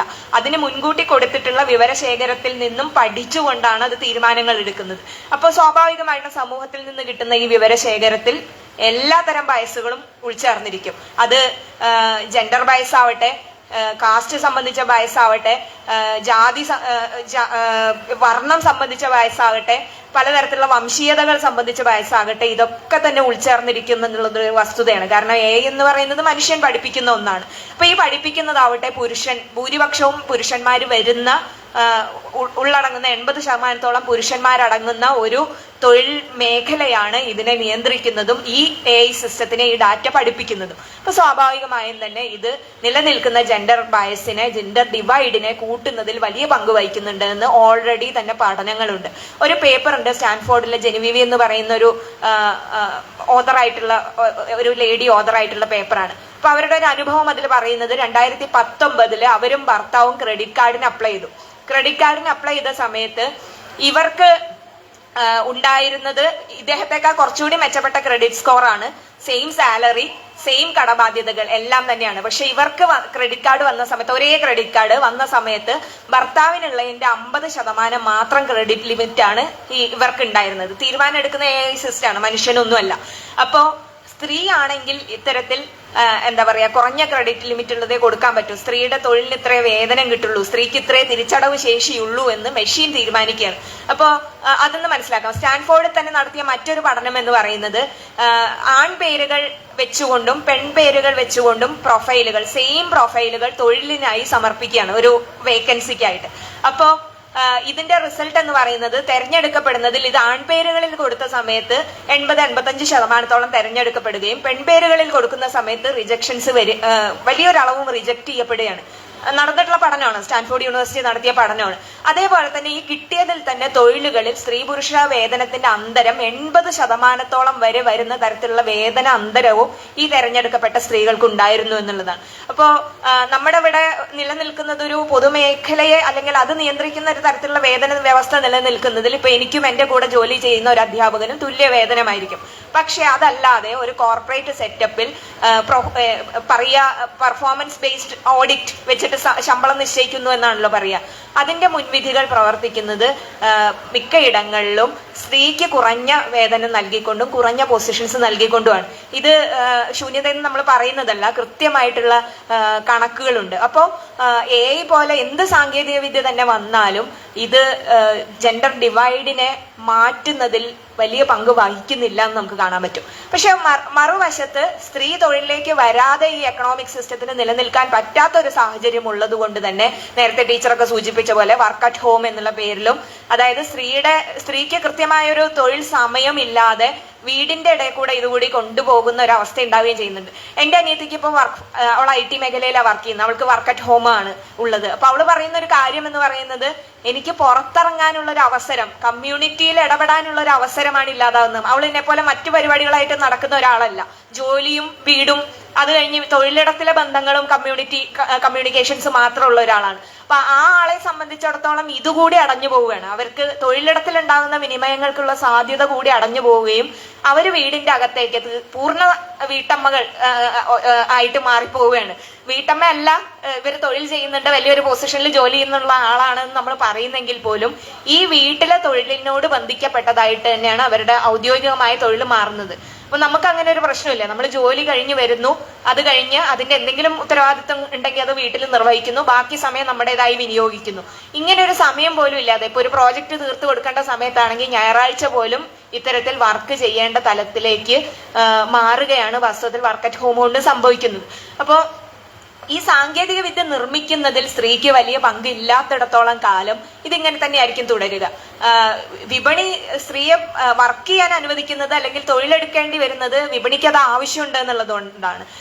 ഒരു സമയത്ത് കുടുംബം എന്നുള്ള സ്ഥാപനത്തെ നിലനിർത്താനും ന്യൂക്ലിയർ കുടുംബത്തിനകത്തെ സ്ത്രീയുടെ റോളിനെ നിലനിർത്താനും എന്തുകൊണ്ട് ശ്രമിച്ചിരുന്നോ അതുപോലെ തന്നെയാണ് ഇപ്പൊ സ്ത്രീയെ പുറത്തേക്ക് കൊണ്ടുവരാനും സ്ത്രീയുടെ തൊഴിലിനെ ഉപയോഗിക്കാനും ശ്രമിച്ചുകൊണ്ടിരിക്കുന്നത്. ഇപ്പൊ സിനിമയിലടക്കം നമ്മൾ കാണുന്ന നരേറ്റീവുകളിൽ വരുന്ന സ്ത്രീ കേന്ദ്രീകൃത നരേറ്റീവുകൾ പലപ്പോഴും വരുന്നതിന്റെ ഒരു അടിസ്ഥാനം എന്ന് പറയുന്നത് തന്നെ പർച്ചേസിംഗ് പവറുള്ള സ്ത്രീയെ തൃപ്തിപ്പെടുത്തുക, അവളെ തീരുമാനം എടുക്കാനുള്ള ശേഷിയുള്ള സ്ത്രീയുടെ വരുമാനത്തെ കൂടി ഞങ്ങളിലേക്ക് കൊണ്ടുവരിക എന്നുള്ളതാണ്. അപ്പോൾ ഈ ഡിജിറ്റൽ സംവിധാനങ്ങൾ ഒരു വശത്ത് സുരക്ഷയൊരുക്കുകയും ഡിജിറ്റൽ അല്ലാത്ത ഏത് സാങ്കേതിക വിദ്യകളും തന്നെ ഒരു വശത്ത് പുറത്തേക്ക് ഒരു വാതിൽ തുറക്കുകയും അതേസമയം തന്നെ ഈ സ്ത്രീയുടെ അധ്വാനത്തെയും വരുമാനത്തെയും ചൂഷണം ചെയ്യാനുള്ള മറ്റൊരു പാത തുറന്നിടുകയും ചെയ്യുന്നുണ്ട്. മറ്റൊന്ന് സൈബർ മേഖലയിലൊക്കെ ഇടപെടുന്നത് സംബന്ധിച്ച് സെക്യൂരിറ്റിയെ സംബന്ധിച്ചാണ്. നമ്മൾ എത്ര തന്നെ അഡ്വാൻസ്ഡ് ആയി എന്ന് പറഞ്ഞു കഴിഞ്ഞാലും ഇത്തരത്തിലുള്ള അനുഭവങ്ങൾ കൊണ്ട് സാമൂഹികമായ ഇടപെടലുകളിൽ നിന്ന് പിന്മാറുന്ന സ്ത്രീകൾ ഇപ്പോഴും നിലനിൽക്കുന്നുണ്ട്. സൈബർ സ്പേസിൽ നേരിടുന്ന ആക്രമണങ്ങൾ കൊണ്ട് അല്ലെങ്കിൽ വ്യക്തിഹത്യകളോ അല്ലെങ്കിൽ പലതരത്തിലുള്ള ഇപ്പോൾ നമ്മുടെയൊക്കെ തന്നെ ഇൻബോക്സുകൾ, തുറക്കാത്ത ഇൻബോക്സുകൾ നോക്കിക്കഴിഞ്ഞു കഴിഞ്ഞാൽ മനസ്സിലാവും എന്തൊക്കെ നേരിട്ടിട്ടാണ് ഒരു സ്ത്രീയുടെ സൈബർ സ്പേസിലെ ജീവിതം കടന്നു പോകുന്നത് എന്നുള്ളത്. കമന്റുകളായിക്കോട്ടെ, കൃത്യമായി കമന്റ് റെസ്ട്രിക്ട് ചെയ്ത് ഇൻബോക്സ് നോക്കാതെയൊക്കെ ജീവിച്ചു പോയാലേ നമ്മുടെ സാമൂഹ്യ ഇടപെടലുകൾ നടക്കും എന്നുള്ളൊരു അവസ്ഥ വാസ്തവത്തിലുണ്ട്. ഇതിനെ അഡ്രസ് ചെയ്യുന്ന തരത്തിലേക്ക് നമ്മുടെ നിയമ സംവിധാനങ്ങൾ വേണ്ടത്ര വളർന്നിട്ടില്ല എന്നുള്ളതും ഇതിന്റെ ഒരു വലിയ പ്രശ്നം തന്നെയാണ്. മറ്റൊന്ന്, ഇനി AO അല്ലാത്ത മേഖലകളോ ഒക്കെ അവിടെ നിൽക്കട്ടെ, അടിസ്ഥാന ശാസ്ത്ര സാങ്കേതിക മേഖലകളിൽ തന്നെ സ്ത്രീ പ്രാതിനിധ്യത്തിന്റെ അവസ്ഥ പരിശോധിക്കുന്ന സമയത്ത് കൺവെൻഷണൽ ആയിട്ടുള്ള ഒരു വിശ്വാസമാണല്ലോ സ്ത്രീക്ക് സ്റ്റെമ്മില് സയൻസ്, ടെക്നോളജി, മാത്തമാറ്റിക്സ് തുടങ്ങിയ മേഖലകളിൽ സ്ത്രീക്ക് വലിയ ബുദ്ധിയൊന്നുമില്ല, കഴിവൊന്നുമില്ല, കണ്ടുപിടുത്തമൊക്കെ ഞങ്ങൾ നടത്തുകയാണ് ചെയ്യുക, വേണമെങ്കിൽ ഇതിന്റെ അസോസിയേറ്റ് ആയിട്ട് ചെയ്യുന്ന ചെറിയ പണികളൊക്കെ ചെയ്ത് നിന്നോളൂ എന്നുള്ള ഒരു ആറ്റിറ്റ്യൂഡ് വലിയൊരു കാലത്തോളം ഉണ്ടായിരുന്നു. പലപ്പോഴും നോബൽ കിട്ടേണ്ട പല കണ്ടുപിടുത്തങ്ങളും കൂടെ പ്രവർത്തിച്ച മെയിൽ ശാസ്ത്രജ്ഞന്മാരുടെ അല്ലെങ്കിൽ ഭർത്താക്കന്മാരുടെ ഒക്കെ പേരിൽ എഴുതപ്പെട്ടിട്ടുള്ള ധാരാളം സംഭവങ്ങളുണ്ട്.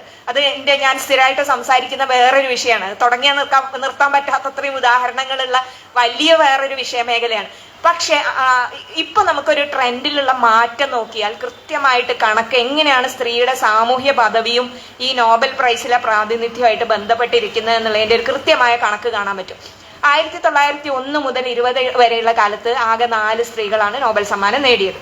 സയൻസിലാണ് 1921 മുതൽ 40 വരെ 5 പേരാണ്, 41 മുതൽ 60 വരെ 3 പേരാണ്, 81 മുതൽ 2000 വരെ 11 പേരാണ്, 61 മുതൽ 80 വരെ 7 പേരാണ്, 81 മുതൽ 2000 വരെ 11 പേരാണ്.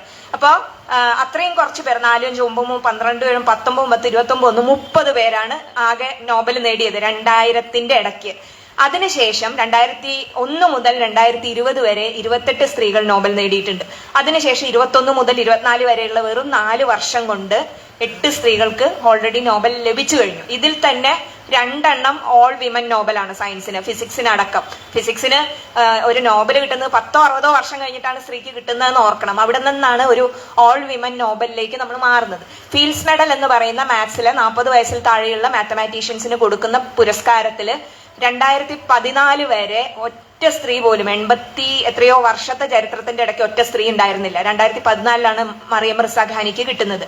അതിനുശേഷം 2022 മരിയ വിയാസ്കോക്ക എന്ന് പറയുന്ന ഉക്രൈൻകാരിയായ ഒരു സ്ത്രീ കൂടി നേടുന്നുണ്ട്. അപ്പോ ശാസ്ത്ര സാങ്കേതിക മേഖലകളിൽ വർക്ക് ചെയ്യാൻ ആവശ്യമായ തലച്ചോറിന്റെ ശേഷി സ്ത്രീകൾക്കില്ലാത്തതല്ല പ്രശ്നമെന്നും സാമൂഹ്യ പദവിയുമായി ബന്ധപ്പെട്ടാണ് ഇതിരിക്കുന്നത് എന്നുള്ളതുകൊണ്ട് ഇതേപോലെ തന്നെയായിരുന്നു ഇപ്പോ ബഹിരാകാശത്ത് സ്ത്രീയെ അയക്കുന്നത് സംബന്ധിച്ച് നേരത്തെ സഖാവ് CS സുജാത സൂചിപ്പിക്കേണ്ടായി. സോവിയറ്റ് യൂണിയനിൽ എടുത്ത നടപടികൾ എങ്ങനെയാണ് എന്താ പറയാ ഇവര് വാലന്റീന തെരഷ്കോവ ബഹിരാകാശത്തേക്ക് പോകുന്നത് മിൽത്തൊഴിലാളിയായിരുന്ന ഒരു സ്ത്രീയെ സ്ത്രീയെ അയക്കണം എന്ന് പറഞ്ഞ് തെരഞ്ഞെടുത്ത് പരിശീലിപ്പിച്ച് അയക്കുക ചെയ്യുന്നത്. അന്ന് അവർക്ക് എഞ്ചിനീയറിംഗ് ഡിഗ്രി ഉണ്ടായിട്ടോ അല്ലെങ്കിൽ അവർ ഫൈറ്റർ പൈലറ്റ് ആയിട്ടോ ഒന്നുമല്ല. പക്ഷെ നേരെ മറിച്ച് അമേരിക്കയിൽ പോലും പറഞ്ഞുകൊണ്ടിരുന്ന ഒരു കാരണം എഞ്ചിനീയറിംഗ് ഡിഗ്രി വേണം, അല്ലെങ്കിൽ ഫൈറ്റർ പൈലറ്റ് ആയിട്ട് ഇത്ര മണിക്കൂർ വിമാനം പറത്തിയ പരിചയം വേണം എന്നൊക്കെയായിരുന്നു. ജെറി കോബ് എന്ന് പറയുന്ന വളരെ എഫിഷ്യന്റ് ആയ സ്ത്രീ, അതായത് 0.2% അകത്ത് പുരുഷന്മാരോട് മത്സരിച്ച് ശാരീരിക ക്ഷമതയിലും മറ്റുമൊക്കെ വന്നിട്ടുള്ള ഒരു അതിനെപ്പറ്റി ഒരു വലിയ വിശദമായ പഠനം തന്നെയുണ്ട്. അവര് 0.2% അകത്ത് വന്നിട്ട് പോലും അവരെ ബഹിരാകാശത്തേക്ക് അയക്കാതിരിക്കുക ചെയ്യുന്നത്. പിന്നീട് 1983 സാലി റൈഡ് ബഹിരാകാശത്ത് പോകുന്നത്. അതായത് വാലന്റീന തെരഷ്കോവ പോയി കഴിഞ്ഞതിന് ശേഷം പതിറ്റാണ്ടുകൾക്ക് ശേഷമാണ്. അപ്പൊ ഇത് അവസര തുല്യത ഉറപ്പുവരുത്തുക എന്നുള്ളത് രാഷ്ട്രീയമായ ഒരു കാര്യം കൂടിയാണെന്നുള്ളതിന്റെ സൂചനയാണത്. അതായത് എഞ്ചിനീയറിംഗ് ഡിഗ്രി വേണം അല്ലെങ്കിൽ ഇത്ര മണിക്കൂർ ഫ്ലൈയിങ് പരിചയം വേണം എന്ന് തീരുമാനിക്കുന്നത് ഒരു രാഷ്ട്രീയ തീരുമാനം കൂടിയാണ്. അത് വെറുതെ ഉണ്ടാകുന്ന ഒന്നല്ല, യാദൃശ്ചികമായി സ്ത്രീയുടെ ദൃശ്യത കൊണ്ട് മാത്രം സംഭവിക്കുന്ന ഒന്നല്ല.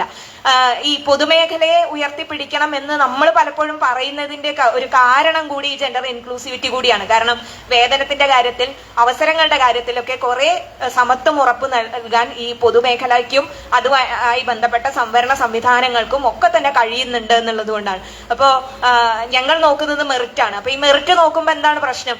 മെറിറ്റ് നോക്കുമ്പോൾ സ്വാഭാവികമായും വീട്ടിന്റെ ഭാരവും കെയർ ഗിവിംഗ് ഭാരങ്ങളും, അതായത് പ്രായമായ അച്ഛനമ്മമാരെയും കുട്ടികളെയും ഒക്കെ സംരക്ഷിക്കേണ്ട ഉത്തരവാദിത്വമുള്ള സ്ത്രീയുടെ പെർഫോമൻസ് പലപ്പോഴും മറ്റുള്ളവരുടെ അളവുകോല് കൊണ്ട് അളക്കാൻ പറ്റുന്ന രീതിയിലല്ല ഉണ്ടാവുക. അവർ അതേ ജോലി ചെയ്യുന്നുണ്ടാവും, പക്ഷെ അവരെടുക്കുന്ന സമയമോ അല്ലെങ്കിൽ അവർ ചെയ്യുന്ന രീതിയോ വ്യത്യസ്തമായിരിക്കും. അപ്പൊ ഇതിനെ പെർഫോമൻസ് വെച്ച് അളക്കുന്നിടത്തോളം കാലം ഈ പ്രശ്നങ്ങൾക്ക്, അതായത് സ്ത്രീയുടെ പെർഫോമൻസിനെ അളക്കുന്ന മാനകങ്ങൾ എന്നുള്ളത് ഇതിനെ കൂടി കണക്കിലെടുക്കാത്തതായിരിക്കുന്നിടത്തോളം കാലം ഈ മേഖലകളിലെ തുല്യത എന്ന് പറയുന്നത് നമ്മുടെ സ്വപ്നമായി തന്നെ അവശേഷിക്കാനാണ് സാധ്യത. മാത്രമല്ല ഇതിൽ നിലനിൽക്കുന്ന ഭാഷ ഒരു പ്രധാനപ്പെട്ട കാര്യമാണ്. ഇപ്പോൾ IT മേഖലയുമായി ബന്ധപ്പെട്ട വാക്കുകൾ പരിശോധിക്കുമ്പോൾ തന്നെ, അല്ലെങ്കിൽ നമ്മൾ ഇമോജികൾ, ഏറ്റവും മറ്റ് മുൻവിധികളൊന്നും ഇല്ലാത്ത ഒരു ഭാഷയാണ് ഇമോജികൾ എന്നാണല്ലോ നമ്മൾ കരുതുക. അത് വാക്കുകൾ ഉപയോഗിക്കാത്തതുകൊണ്ട് തന്നെ അതിൽ മറ്റു കാര്യങ്ങൾ വരില്ല എന്ന് വിചാരിക്കും. പക്ഷേ റണ്ണർ, പോലീസ്മാൻ, ഫയർ ഫൈറ്റർ തുടങ്ങിയ കാര്യങ്ങൾക്കൊക്കെ ഉണ്ടായിരുന്നത് ആണുങ്ങളുടെ ഇമോജിയും, പേഴ്സൺ ഫ്രൗഡിങ് എന്നുള്ളതിന്, അതായത് മുഖം ചുളിക്കുന്നത് എന്നുള്ള ഉണ്ടായിരുന്നത് സ്ത്രീയുടെ ഇമോജിയായിരുന്നു. അടുത്ത കാലത്താണ് അത് മാറ്റുന്നത്. അതേപോലെ തന്നെ ഉപയോഗിക്കുന്ന ടെർമിനോളജിയിലൊക്കെ തന്നെ മെയിൽ സോക്കറ്റ്, ഫീമെയിൽ സോക്കറ്റ് തുടങ്ങിയ പദങ്ങളും, ഇതിൽ ഇനി പറയാൻ പറ്റാത്ത തരത്തിലുള്ള പല പദങ്ങളും IT റിലേറ്റഡ് ആയിട്ട്, അതായത് ലൈംഗികതയെ ആരോപിക്കുന്ന തരത്തിലുള്ള പദങ്ങൾ ഉപയോഗിക്കുന്നുണ്ട്. IT-യിൽ പണിയെടുക്കുന്ന സ്ത്രീകൾ തന്നെ പ്രോഗ്രാമർ, ഡെവലപ്പർ തുടങ്ങിയ മേഖലകളുമായിട്ട് ഒക്കെ അസോസിയേറ്റ് ചെയ്ത് സങ്കല്പിക്കാൻ പറയുന്ന സമയത്ത് ഒരു പുരുഷനെയാണ് സങ്കല്പിക്കുന്നത് എന്നാണ് പറയപ്പെടുന്നത്. അതേപോലെ സയന്റിസ്റ്റുകളുടെ കാര്യത്തിൽ ധാരാളം ഇതിലൊക്കെ സ്റ്റഡീസ് ഉണ്ട് കേട്ടോ, ധാരാളം സ്റ്റഡീസ് ഉണ്ട്. ഇപ്പോൾ സയന്റിസ്റ്റിനെ വരയ്ക്കാൻ പറയുമ്പോൾ ഒരു കുട്ടി ആരെയായിരിക്കും സങ്കല്പിക്കുന്നത്, എത്ര ശതമാനം കുട്ടികൾ ഒരു സയന്റിസ്റ്റിനെ സ്ത്രീയായി സങ്കല്പിക്കുന്നുണ്ടെന്ന് നോക്കിക്കഴിഞ്ഞു കഴിഞ്ഞാൽ 20% താഴെയാണ്. ചില രാജ്യങ്ങളിൽ അത് 10% താഴെയാണ്.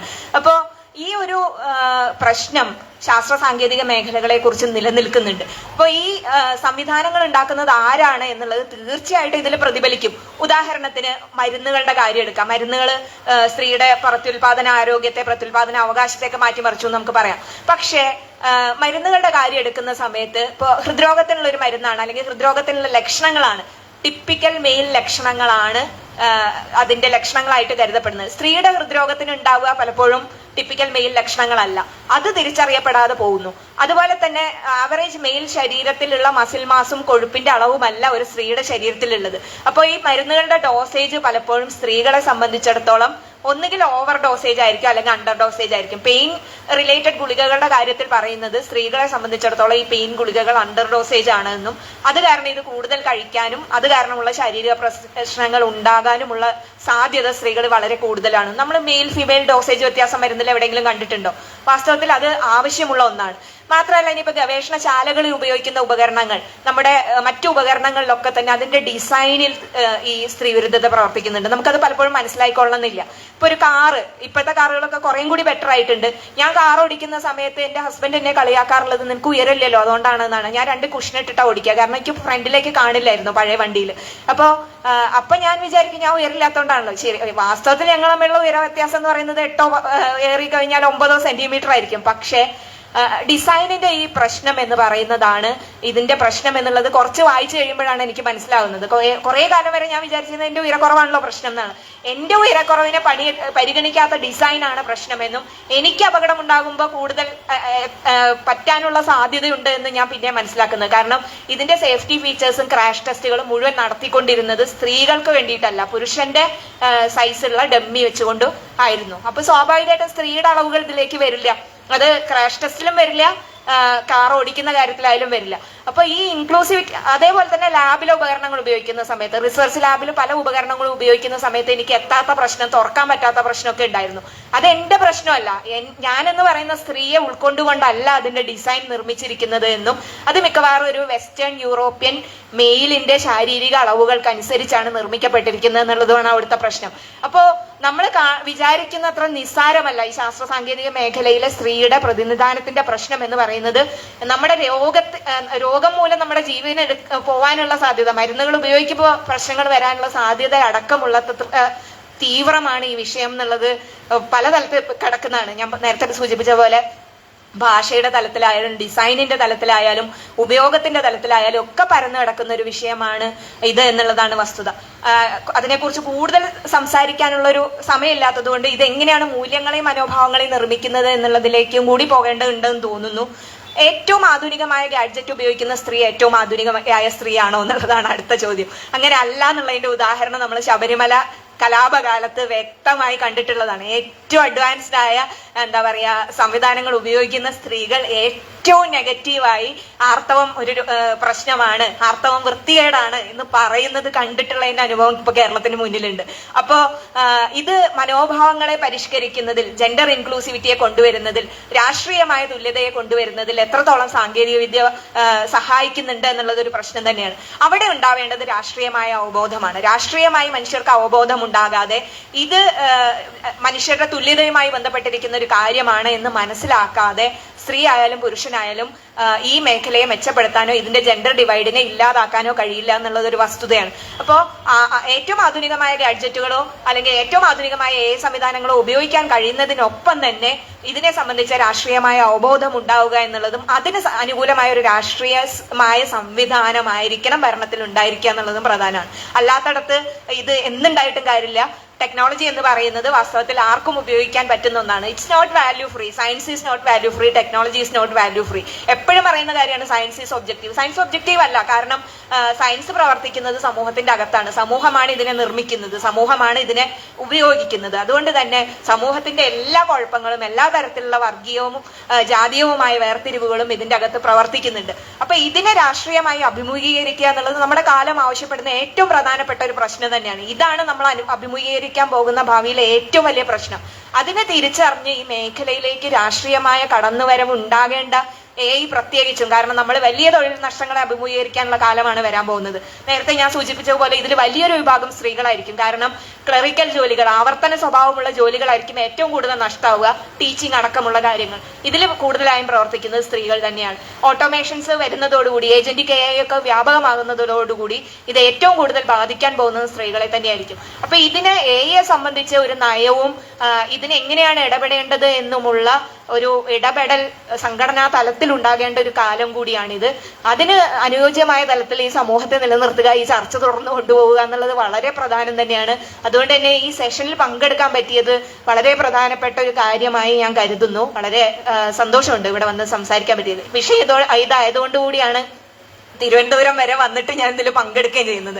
കാരണം എന്താ വെച്ചാൽ ഈ ഒരു ചില ആസ്പെക്ട്സ് അവതരിപ്പിക്കുന്നത് ഇതിന്റെ അകത്ത് നിൽക്കുന്ന ആളുകൾ തന്നെ ആകുന്നത് കുറച്ചുകൂടി ഇതിന്റെ അകത്ത് നിൽക്കുന്ന സ്ത്രീകൾ വാസ്തവത്തിൽ സംസാരിക്കേണ്ടതുണ്ട് എന്നാണ്. ഞാൻ സയൻസിന്റെ അകത്ത് നിൽക്കുന്ന ഒരാളാണ്. ടെക്നോളജി അത്രത്തോളം അതിന്റെ ദൈനംദിന ഉപയോഗവുമായി നിരന്തരം ബന്ധപ്പെട്ടുകൊണ്ടിരിക്കുന്ന ആളല്ല. അപ്പോ കൂടുതൽ ഇത്തരത്തിലുള്ള ചർച്ചകൾ ഉണ്ടാവുകയും ഒക്കെ ചെയ്യേണ്ടതുണ്ട്.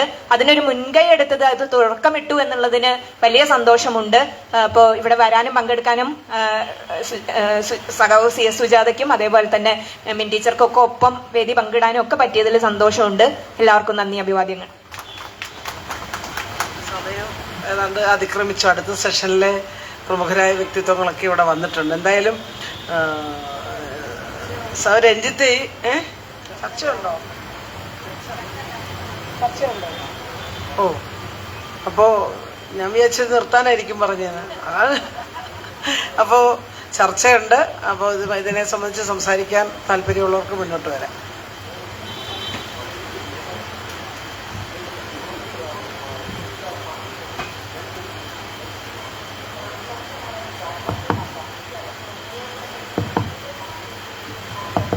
സംഗീത അവസാനം പറഞ്ഞ പോയിന്റ് ഒക്കെ വരുന്നതോടി ആവർത്തന സ്വഭാവമുള്ള ജോലികൾ വ്യാപകമായിട്ട് ഇല്ലാതാവും. ക്ലറിക്കൽ ജോലികൾ ഇല്ലാതാവും.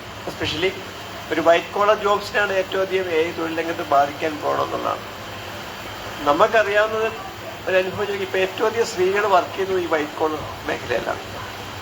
അപ്പൊ ഇതിന്റെ ഏറ്റവും വലിയ സോഷ്യൽ ഇമ്പാക്ട് ഉണ്ടാകാൻ സാധ്യത ഉള്ളത് ഒരു മേഖലയാണ്. ശരിക്കും ഇത്തരം ഒരു സെഷനകത്ത് ഈ ഒരു വിഷയം ഇങ്ങനെ ഉൾക്കൊള്ളിച്ചതിന്റെ ഒരു മെയിൻ റീസൺ ഒന്ന് അതാണ്. പിന്നെ മറ്റൊരു കാര്യം, തുടക്കത്തിൽ സംഗീത പറഞ്ഞതിനോടുള്ള ഒരു വിയോജിപ്പല്ല, വേറൊരു വേർഷൻ. ഹാജു ചാങ് എന്ന് പറഞ്ഞിട്ടുള്ള ഒരു പൊളിറ്റിക്കൽ എക്കോണമിസ്റ്റ് ഉണ്ട്. ഒരു ലോകത്തെ ലീഡിങ് പൊളിറ്റിക്കൽ എക്കോണമിസ്റ്റാണ്. അയാൾ പറഞ്ഞൊരു സംഗതി, കമ്പ്യൂട്ടറിനേക്കാൾ സാമൂഹ്യ വിപ്ലവം ഉണ്ടാക്കിയിട്ടുള്ള യന്ത്രമാണ് വാഷിംഗ് മെഷീൻ എന്നുള്ളതാണ് അയാളുടെ പ്രയോഗം. അത് ഈ ഒരു മിഡിൽ ക്ലാസ് കാറ്റഗറി പെടുന്ന സ്ത്രീകളെ വലിയ തോതിൽ ലിബറേറ്റ് ചെയ്യാൻ സഹായിച്ചുകൊണ്ടാണ് അയാളുടെ ആർഗ്യുമെന്റ് ബേസ്. അതിനെ വേണം തുടർന്ന് ചിന്തിക്കാം വേറെ രീതിയിൽ. കാരണം ഇപ്പൊ ഇന്ന് സ്ത്രീകൾ അധികം ജോലി ചെയ്യുന്ന ഒരു മേഖല വീട്ടിനകത്ത്, പുറത്ത് വയ്ക്കുന്നതല്ല, വീട്ടിനകത്ത് പാചകമായിട്ട് ബന്ധപ്പെട്ടതാണ്. ശരിക്കും പറഞ്ഞാൽ ഈ AI കാലത്ത് ഒരു പാചക യന്ത്രം AI വരാനുള്ള സാധ്യത വളരെ കൂടുതലാണ്. വേണമെന്നുണ്ടെങ്കിൽ നിങ്ങൾ ഈ സാധനങ്ങളൊക്കെ ഫീഡ് ചെയ്ത് കഴിഞ്ഞാൽ, ക്ലിക്ക് ചെയ്ത് കഴിഞ്ഞാൽ സാധനം കിട്ടും. ഈ ടെക്നോളജി ഏത് രീതിയിലാണ് വർക്ക് ചെയ്യുന്നത് എന്നുള്ളത്. പിന്നെ മറ്റൊന്ന്, പുരുഷന്റെ മസിൽ പവർ വേണ്ട വെക്കണ്ട, നിങ്ങൾ വെക്കണ്ട. അല്ല, സാധനം നമ്മളത് ഫീഡ് ചെയ്ത് വെക്കുന്നു. ദോശ വേണം ദോശ ഉണ്ടാക്കുന്നു, പൂരി വേണം പൂരി ഉണ്ടാക്കുന്നത്. അല്ലെ, ഫീഡ് ചെയ്യുന്നതിനെ കുറിച്ച് പറയാം. ഇപ്പൊ ഈ ടെക്നോ പാർക്കിലുള്ള ഇൻഫോസിലുള്ള ലൈവായിട്ട് ഒരു പ്രോജക്റ്റ് ഉണ്ട്. അതായത് അത് ഓൾറെഡി ഇംപ്ലിമെന്റഡ് ആണ്. നിങ്ങളുടെ ഫ്രിഡ്ജിനകത്തുള്ള സാധനങ്ങൾ തീരുന്ന മുറയ്ക്ക് ഓട്ടോമേറ്റഡ് ആയിട്ട് ഈ സാധനങ്ങൾ വീട്ടിലെത്തി ഫില്ലാവും. ലൈവാണ് പ്രോജക്റ്റ്, ഇംപ്ലിമെന്റഡ് ആണ് സാധനം. അതിന് സ്ത്രീകൾ വേണ്ട സാധനം മേടിച്ചു വെക്കാനൊന്നും. ജസ്റ്റ് അപ്പൊ ഇങ്ങനെയുള്ള ഡയമെൻഷൻസ് ഉണ്ട്. പിന്നെ ഈ പുരുഷന്റെ ഒരു മേൽക്കൈ, പാട്രിയാക്കലോടിനകത്ത് പുരുഷന്റെ ഒരു മേൽക്കൈ നിലനിർത്തിയ സംഭവം അവന്റെ മസിൽ പവറിന്റെ പുറത്തായിരിക്കണം ആദ്യകാലത്തെങ്കിലും. അവന് കരുത്തുണ്ട്. ഇങ്ങനെ കരുത്തുണ്ടായത് വേറെ പ്രശ്നം, ചരിത്രമായ കാരണങ്ങളായിരിക്കും കരുത്തുണ്ടായത്. പക്ഷെ ആ കരുത്തിന് യാതൊരു പ്രസക്തിയില്ല. പുരുഷന്റെ കരുത്തിന് യാതൊരു പ്രസക്തി ഇല്ലാത്ത ഒരു കാലമായി. അതിപ്പോ പറമ്പ് കളിക്കുന്നതിനകത്താണെന്നുണ്ടെങ്കിലും മറ്റെന്തിനകത്താണെന്നുണ്ടെങ്കിലും യന്ത്രങ്ങൾ അതിനേക്കാൾ 100 മടങ്ങ് കരുത്തോടുകൂടി വന്നിട്ടുണ്ട്. അപ്പൊ ഈ യന്ത്രങ്ങൾ ഉണ്ടാക്കിയിട്ടുള്ള ഒരു ജെൻഡർ മേലുണ്ടാക്കിയിട്ടുള്ള മാറ്റങ്ങളെ പല ഡയമെൻഷൻ ഉണ്ട്. എത്ര എക്സ്പ്ലോർ ചെയ്യപ്പെട്ടു അറിയത്തില്ല. അങ്ങനെ ഒരു ചില എലിമെന്റ്സ് ഇതിനകത്ത് ഉണ്ട് എന്നുള്ളത് തോന്നുന്നു. തീർച്ചയായിട്ടും ഞാൻ അതിന്റെ പൂർണ്ണമായും കറുപ്പും വെളുപ്പും അങ്ങനെ അർത്ഥത്തിലല്ല പറഞ്ഞത്. തീർച്ചയായിട്ടും മാറ്റങ്ങൾ ഉണ്ടായിട്ടുണ്ട്. ഒരുപക്ഷെ വാഷിംഗ് മെഷീനെക്കാളും വലിയ വിപ്ലവം ഉണ്ടാക്കിയിട്ടുള്ളൊരു നേരത്തെ മിനി ടീച്ചർ പറഞ്ഞ പോലെ ഗർഭനിരോധന ഗുളികകൾ തന്നെയാണ്. അത് ചെയ്തിട്ടുള്ള എന്താ പറയുക, സയൻസും ടെക്നോളജിയും ചെയ്തിട്ടുള്ള ഏറ്റവും വലിയൊരു കാര്യം അത് തന്നെയായിരിക്കും. വാഷിംഗ് മെഷീന്റെയും ഏത് ഉപകരണത്തിന്റെയും കാര്യത്തിലായാലും അത് ഒരു സമയത്ത് തൊഴിൽ ഭാരത്തെ കുറയ്ക്കുന്നുണ്ട്. പക്ഷെ അതേസമയം തന്നെ അത് ഉത്തരവാദിത്തത്തെ സ്ത്രീയുടെ ചുമലിൽ നിന്ന് പലപ്പോഴും മാറ്റുന്നില്ല എന്നുള്ളതാണ് ഞാൻ നേരത്തെ സൂചിപ്പിച്ച ഒരു കാര്യം. ഈ പറഞ്ഞ കാര്യങ്ങളെ അംഗീകരിച്ചുകൊണ്ട് തന്നെയാണ് ഇതിന് ടെക്നോളജിക്ക് എല്ലാ സമയത്തും തന്നെ ഈ രണ്ട് വശങ്ങളുണ്ട്, രണ്ടിൽ കൂടുതൽ തലങ്ങളുണ്ട്. ഇതിന്റെയൊക്കെ ഇടകലർന്ന് കിടക്കുന്നത് തന്നെയാണ്. ഇതിനെ നമ്മൾ എങ്ങനെയാണ് ഉപയോഗിക്കുന്നത്, ഇത് ഉപയോഗിക്കുന്ന, അതാ ഞാൻ പറഞ്ഞത്, ഇതൊന്നും വാല്യൂ ഫ്രീ അല്ല. ഇത് ഉപയോഗിക്കുന്ന ആളുകൾ, ഇത് കൈകാര്യം ചെയ്യുന്നതിന്റെ പ്രത്യയശാസ്ത്രം, ഇതൊക്കെ തന്നെയാണ് ഇതിന്റെ കറുപ്പിനെ. ഗൃഹോപകരണങ്ങൾ ഉണ്ടായി വന്നതിനെ പറ്റിയുള്ള ഒരു നിരീക്ഷണം തന്നെ രണ്ടാം ലോക മഹായുദ്ധത്തിന് ശേഷം അമേരിക്കൻ ഇക്കോണമി ഒരു ക്രൈസിസിലേക്ക് പോയപ്പോൾ അന്ന് അതുവരെ യുദ്ധ സാമഗ്രികൾ ഉണ്ടാക്കിക്കൊണ്ടിരുന്ന ഫാക്ടറികളെല്ലാം പെട്ടെന്ന് തിരിഞ്ഞത് ഈ ഗാഡ്ജറ്റ്സ് ഉണ്ടാക്കുന്നതിലേക്കാണ്. അപ്പൊ അവിടെ പുതിയ ഒരു ഓവൻ അങ്ങനെയുള്ളതിന്റെ പുതിയ വേർഷൻസ് ഉണ്ടാവുക, ഗവൺമെന്റ് സ്റ്റോറുകളുടെ ശൃംഖല ഉണ്ടാവുക, അതിലെല്ലാം തന്നെ ഇത്തരം സാധനങ്ങൾ കൂടുതൽ ഉണ്ടാവുകയും അതോടൊപ്പം ഉണ്ടായ വേറൊരു സംഗതി, അന്ന് കൂടുതൽ കുട്ടികളെ പ്രസവിക്കണം എന്നുള്ളതിൽ സ്റ്റേറ്റ് ഒരു നയം എടുക്കുകയും ഒരു ബേബി ബൂം ഉണ്ടായി എന്നാണ് പറയുന്നത്. ആ കാലത്ത് ബേബി ബൂം, ഒരു വീട്ടിൽ തന്നെ 2 കുട്ടികളെ അങ്ങനെയൊക്കെ ആയിരുന്ന ഒരു സ്ഥലത്ത് നിന്ന് 5 കുട്ടി 6 കുട്ടി എന്നൊക്കെയുള്ള നിലയിലേക്ക് ബേബി ബൂമും അങ്ങനെ കൺസ്യൂമർ താല്പര്യങ്ങളെ വർദ്ധിപ്പിക്കാനും വിപണിക്ക് വലിയൊരു മാറ്റം ഉണ്ടാക്കാനും ആ കാലത്ത് കഴിഞ്ഞു. അപ്പൊ അവിടെ തന്നെ ഈ യുദ്ധകാലവുമായി ബന്ധപ്പെട്ട് പോയ പുരുഷന്മാര് തിരിച്ചു വന്നപ്പോൾ അവരെ ഉൾക്കൊള്ളാനും ഈ സംഗതികൾ ആവശ്യമായിരുന്നു, ഈ പറയുന്ന ഫാക്ടറികളും അങ്ങനെയൊക്കെ. അവിടെ അതാണ് ഒരു വലിയ തോതിൽ ഒരു സ്ത്രീകള് അതുവരെ നേടിയ ഒരുപാട് തരത്തിലുള്ള അവകാശങ്ങളും അല്ലെങ്കിൽ അവർ ജോലിയെടുക്കാൻ തുടങ്ങിയ സ്ത്രീകളുടെ അടുത്ത തലമുറ അതിൽ നിന്ന് മാറി അവർ വീട്ടമ്മമാരാവാനും ഈ കുട്ടികളെ വളർത്താനും ഈ പറയുന്ന സംഗതികളുടെ എല്ലാം മാനേജർമാരാണ്. വീട്ടിനകത്ത് ഇതെല്ലാം കൊണ്ടു നടക്കാൻ ആള് വേണമല്ലോ. അതിനെ കാണിക്കുന്ന ഒരുപാട് തരം അക്കാലത്തെ ഹോളിവുഡ് സിനിമകൾ, അക്കാലത്തെ വിമൻസ് മാഗസിനുകൾ, അങ്ങനെ പലതും എല്ലാം ഉണ്ട്. അത് വളരെ ശക്തമായ നിരീക്ഷണം അതിൽ വന്നിട്ടുണ്ട്. അപ്പൊ അന്ന് കൂടുതൽ വാഷിംഗ് മെഷീൻ ഉണ്ടായതും അല്ലെങ്കിൽ മെഷീനുകൾ ഉണ്ടായതും ഒന്നും ഈ പറഞ്ഞ പോലെ നിഷ്കളങ്കമായി സംഭവിച്ചതല്ല. അവിടെയും വളരെ വ്യക്തമായ ഒരു രാഷ്ട്രീയം, അത് ഒരേ സമയം ക്യാപിറ്റലിസത്തിന്റെയും ഈ പേട്രിയാർക്കിയുടെയും, ഏറ്റവും ടെക്നോളജിയെ പറ്റി പറയുമ്പോഴും നമ്മളെപ്പോഴും പറയുന്ന ഒരു സംഗതി ഏതാണ്, പേട്രിയാർക്കിയുടെയും ക്യാപിറ്റലിസത്തിന്റെയും താല്പര്യങ്ങൾ ഒരുമിച്ച് ചേർന്നുകൊണ്ട് അത് പലപ്പോഴും ടെക്നോളജിയെ മുന്നോട്ട് കൊണ്ടുപോകുന്നു അല്ലെങ്കിൽ അതിനകത്തെ കാര്യങ്ങൾ നിർണ്ണയിക്കുന്നു എന്നുള്ളതാണ്. അപ്പൊ അതുകൊണ്ട് ഇദ്ദേഹം പറഞ്ഞത്, അദ്ദേഹം വലിയ എക്കണോമിസ്റ്റ് ആണെങ്കിലും അതിന് പുറകിൽ വേറൊരു പൊളിറ്റിക്സും കൂടെ ഉണ്ട് എന്നും കൂടെ നമ്മൾ മനസ്സിലാക്കണം എന്നാണ് എനിക്ക് തോന്നുന്നത്.